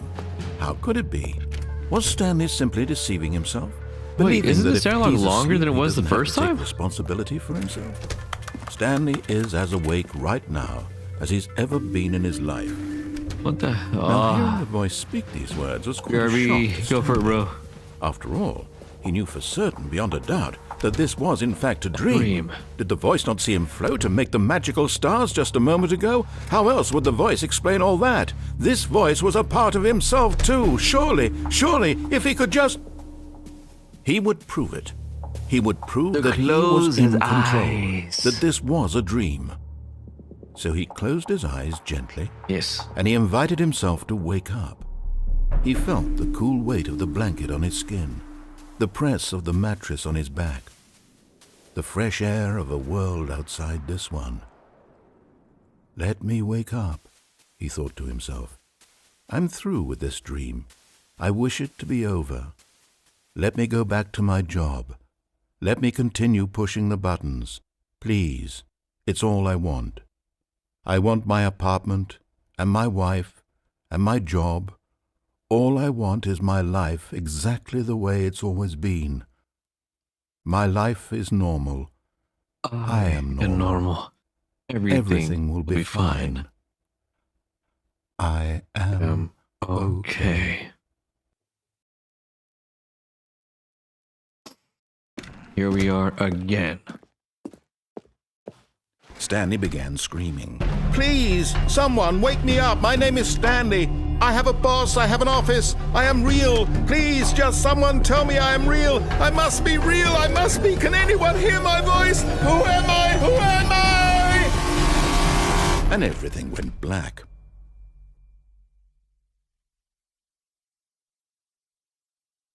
This is the story of a woman named Mariella. Oh, no, not again, Mariella bro. woke up on a day like any other. She arose, got dressed, gathered her belongings, and walked to her place of work. But on this particular day, her walk was interrupted by the body of a man who had stumbled through town talking and screaming to himself, and then collapsed dead on the sidewalk. And although she would soon turn to go call for an ambulance, for just a few brief moments, she considered the strange man. He was obviously crazy. This much she knew. Everyone knows what crazy people look like. And in that moment, she thought to herself how lucky she was to be normal. I am sane. I am in control of my mind. I know what is real and what isn't.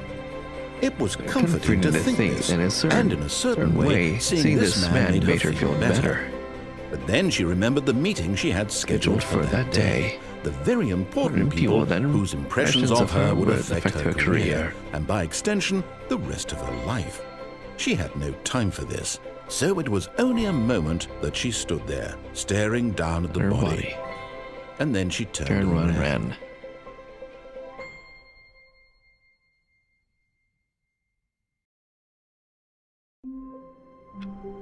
Oh, well, this is completely different now again.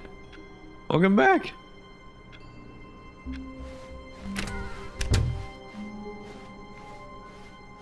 When Stanley came to a set of 2 open doors, he entered the door on his left. Just straight to the 2-door thing, bro. Fine. I'll go to the left and go up the stairs this time. Wait, this is not talking to me.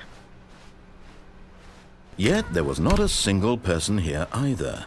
Feeling a wave of disbelief, Stanley decided to go up to his boss's office, hoping he might find an answer there. They close off the broom closet. What the hell? Coming to a staircase, Stanley walked upstairs to his boss's office. Fine.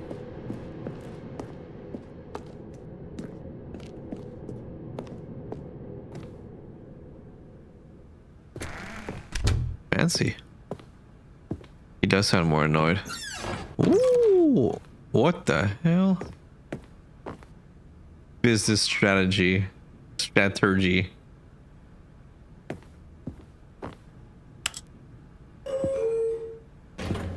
I could go anywhere. I am the most expensive boss. What? Hey. Stepping into his manager's office, Stanley was once again stunned to discover not an indication of any human life. Shocked, unraveled, Stanley wondered in disbelief who orchestrated this. What dark secret was being held from him? What he could not have known was that the keypad behind the boss's desk guarded the terrible truth that his boss had been keeping from him. And so the boss had assigned it an extra secret PIN number, 2845. But of course, Stanley, yet incredibly, by simply pushing random buttons on the keypad, Stanley happened to input the correct code by sheer luck. Amazing. He stepped into the newly opened passageway.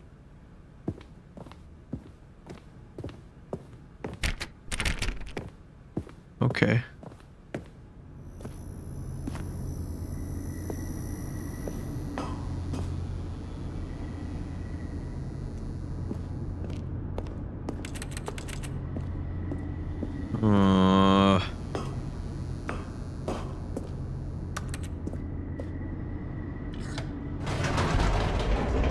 What if I hit up instead of down? Oh. He's gonna get mad at me. Loading. Descending deeper into the building, Stanley realized he felt a bit peculiar. It was a stirring of emotion in his chest, as though he felt more free to think for himself, to question the nature of his job. Why did he feel this now, when for years it had never occurred to him? This question would not go unanswered for long.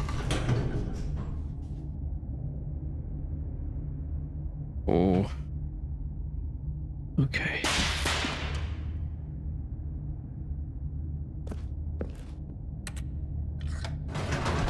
Oh! Whoops. Nope. Never mind. Stanley actually got back into the elevator and went back up. Silly me. Why did Stanley do that when he knew that it would just lead back to his boss's office? Well, that's a great question. I just can't wait to find out.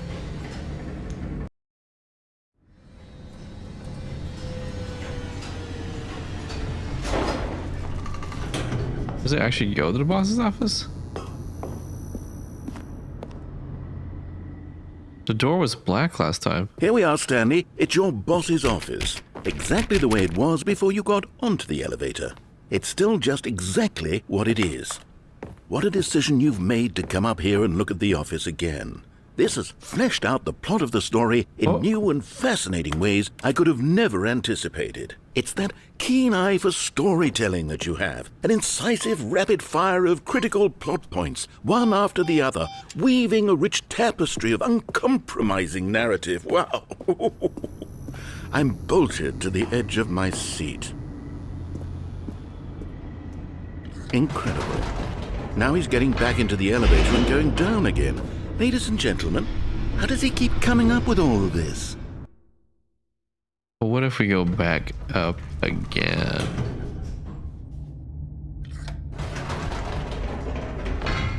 Did you think we were going to go forward down the spooky corridor? No.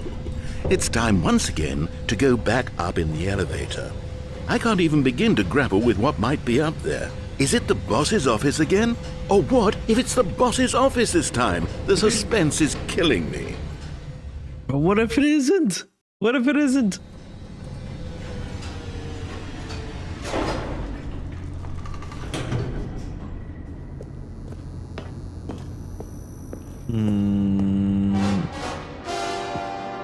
Oh my God. It's the boss's office. This absolutely changes everything for me. Give me a time out here for a minute while I process this. Oh.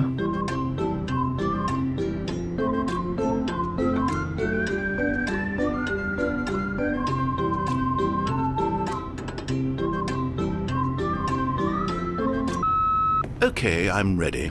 I'm prepared to embrace this stunning revelation and to move forward with... No! No, wait! No! I need more time to process. Oh my god.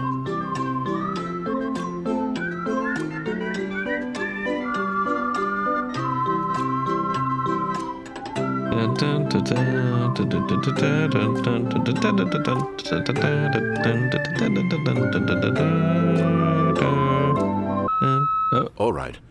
I have fully come to terms with it. I have made space in my worldview for this astonishing new reality.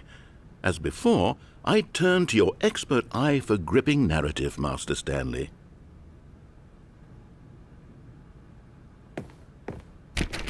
Dang it.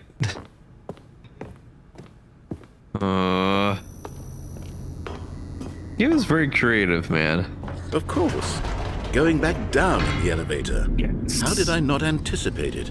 I mean, sure, now it's obvious, but you have to understand that 30 seconds ago, this kind of thing had never been attempted before. I had no frame of reference to even anticipate it. That's just how revelatory Stanley's decision-making is. A breath of fresh air in a landscape of storytelling that has grown stale and repetitive. But what would happen if I go up again? It sucks for you, narrator. Oh, that was fast this time. You know what? I've just thought of something. Hold on, let's stop for a moment. Don't you realize? It's the anticipation, Stanley. You and I, we have no way of knowing what will be at the top of this elevator. But the suspense, the agony of waiting and anticipating and having to guess, that's the real thrill. Oh, I simply don't want to let that feeling go. It's so precious, so fleeting. Why don't we take this elevator ride nice and slow? Oh my god. There we go. Isn't this so much more exciting? No. You know, Stanley, it seems like nowadays the only thing that audiences want is to be shocked as loudly and frequently as possible. They want big, explosive moments flung right in their faces from the very moment that things get started. But where's the tension? Where's the trust in the audience to build a slow and nuanced appreciation for the story, the characters? Why aren't we given time to imagine the surprises, to have to think and to anticipate, and then to marvel at the eventual reveal? This is storytelling, Stanley. What you and I are doing right now. This is the most exciting narrative to be developed in years. And it's really all because of you. You're the one who took this bold step of revisiting the exact same locations over and over. Truly, I mean it. This is unique and different. It's not like anything else out there. You see, I want stories that surprise me, Stanley. I want to have to think. I want to be engaged and not pandered to. We're being fed such unimaginative drivel all the time, and we all know it, which is why we're so starved for content that makes us feel sharp and vital and alive. That's why people like you so much, Stanley. Because you're not afraid to spit in the face of tradition. You're a role model, you know? Yes. People look up to you. Which is why, though I didn't know when to spring this on you, but, well, I've gathered a little press conference for you, so that you can talk about your work and your storytelling and your life. Yes, I know you're not much for the public eye, but I thought it would especially mean a lot to the people who have been following you from the beginning. They really look up to you, Stanley. I don't know if you realize the impact you have on them. This is the kind of gesture that might leave a tremendous impact on them for the better. Oh good, we're here. Oh, what the hell? Okay, the room where we're holding the press conference should be just around the corner here somewhere. All eyes on Stanley, live on stage. World's healthiest human being, all tricks revealed. Oh, we did it? The pyramids. The guy who went to Mars.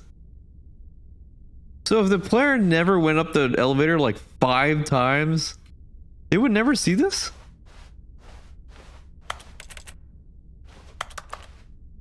That's crazy. Stanley reveals all in his new book.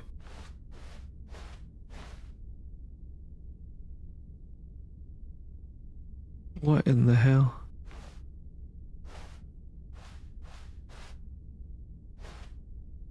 An evening with world peace, baby.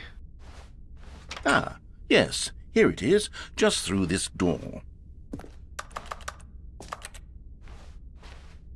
Well, it's for a sending machine.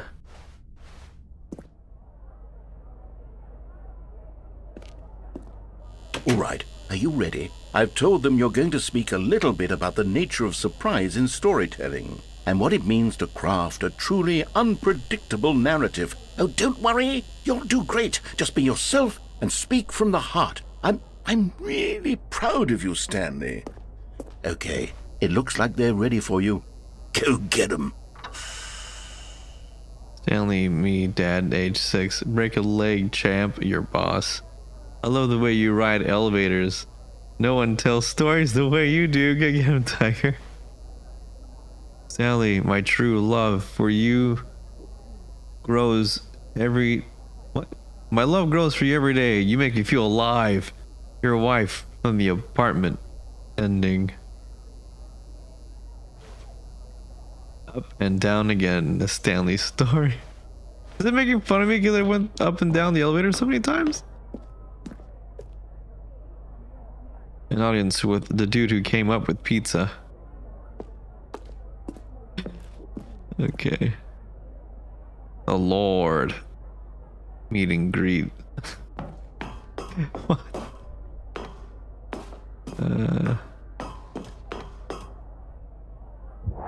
Whoa.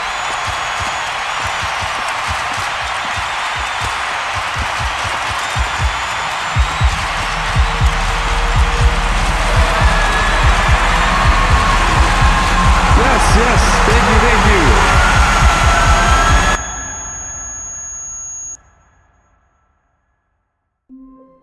Oh my god. Really? Bro. I can't wait to tell this story to my co-workers, Stanley thought. How amusing they'll find it. Oh, won't we all just laugh and laugh at the time I thought everyone had gone missing. Get a mad narrator?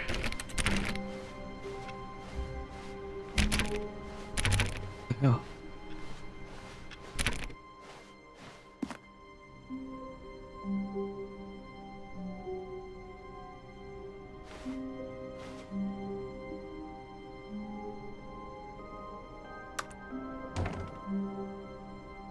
Know what to do. What do I do?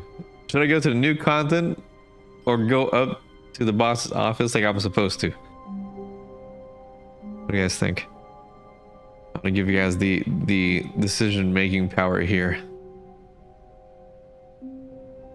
New content seems interesting. Okay.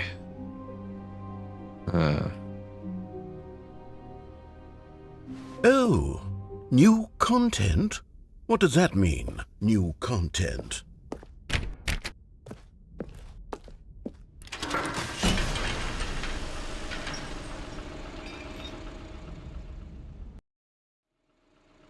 What the hell?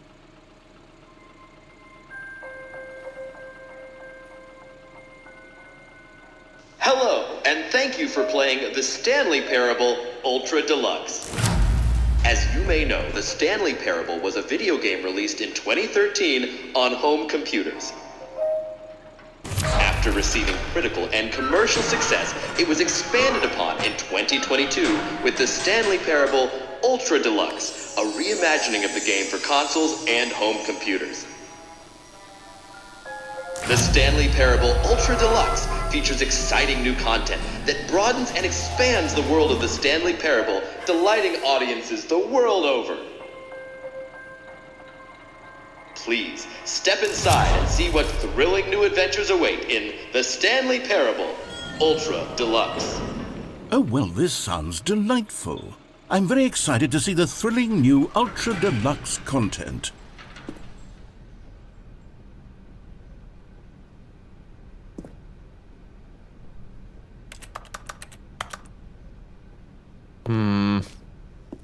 Okay, so far it's an elevator. Nothing special yet, but I'm sure it's just the beginning of a mesmerizing adventure.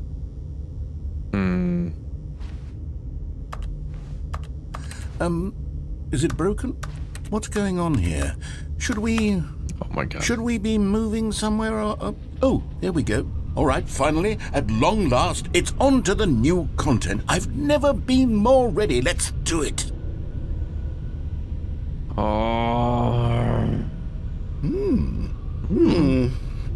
I have to say, initial impressions of Stanley Parable Ultra Deluxe, mostly tedious. It's as if Oh, okay. Let's see the content. Give me the content, Stanley.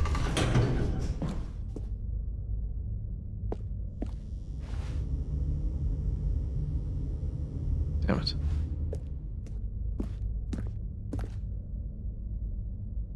All right, let's see. It's the jump circle. Oh, we can jump.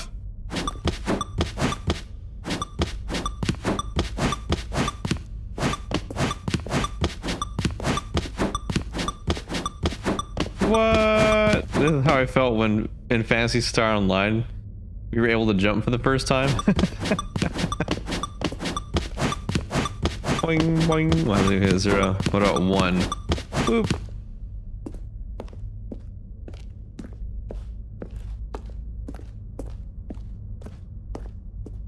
Is that it? Surely that's not all the new content. There has to be something else, right? Oh no! I can't jump no more. Damn it. I messed up. I can't jump. Damn. Can I get refunds? Guess we'll never know. No. Damn it. New content. I love it. We're able to jump now. Get it. Goodness. Another elevator. Stanley, I have to say, initial impressions of this game are not positive. It's just elevators and jumping. Is this what passes for exciting new content? If this is new content, then I could just read you the whole dictionary. There's 20 hours of new content right there. Hell, I could count to 30 trillion. You could put that on the box. The Stanley Parable Ultra Deluxe, now with over 1,000 hours of new content. And oh wait, there's more. Very good. Yes. Ooh. I knew there had to be something else. Let's see it. I'm ready for whatever it is. That's it? Oh, you've got to be kidding me. You see, Stanley? This is what happens when greedy video game developers with no respect for their fan base rush a cheap expansion to market for no reason other than to make an easy dollar. Yeah. And don't get me started on the level of craftsmanship that's gone into it. In fact, I'm looking right now at the game's achievements, and it's hard to believe one of them actually says, "Test achievement, please ignore." What quality assurance department signed off on this? I'm infuriated and I'm offended, and I intend to find these people on Twitter and hold them personally accountable. It's my fault, Stanley. I built up too much anticipation around the new content, I'm afraid. It could never have lived up to such expectations. If you're still with me, why don't we just reset the game? And we'll try to get back to what the Stanley Parable is really about. No frills, no gimmicks. Just you and me having a great time together like always. What do you say, friend? Oh no. Oh, it's different.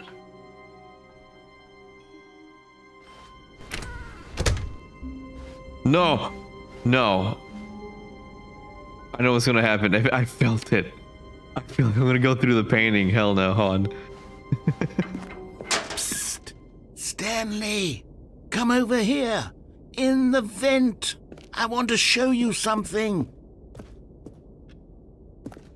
What? Fine. I entertain this.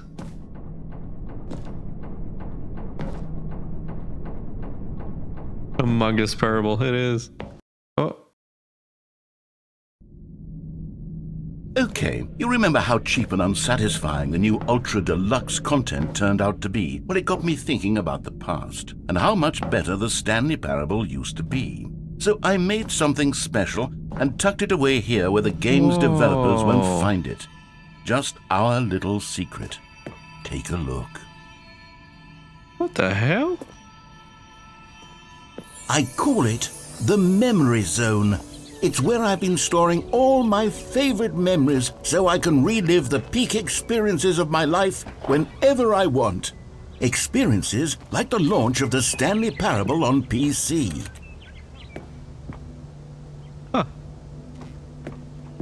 You see, Stanley, doesn't the Memory Zone remind you of how wonderful Stanley Parable was before it was sullied with a cheap re-release? Remember back in October of 2013 when the game Stanley Parable launched? page.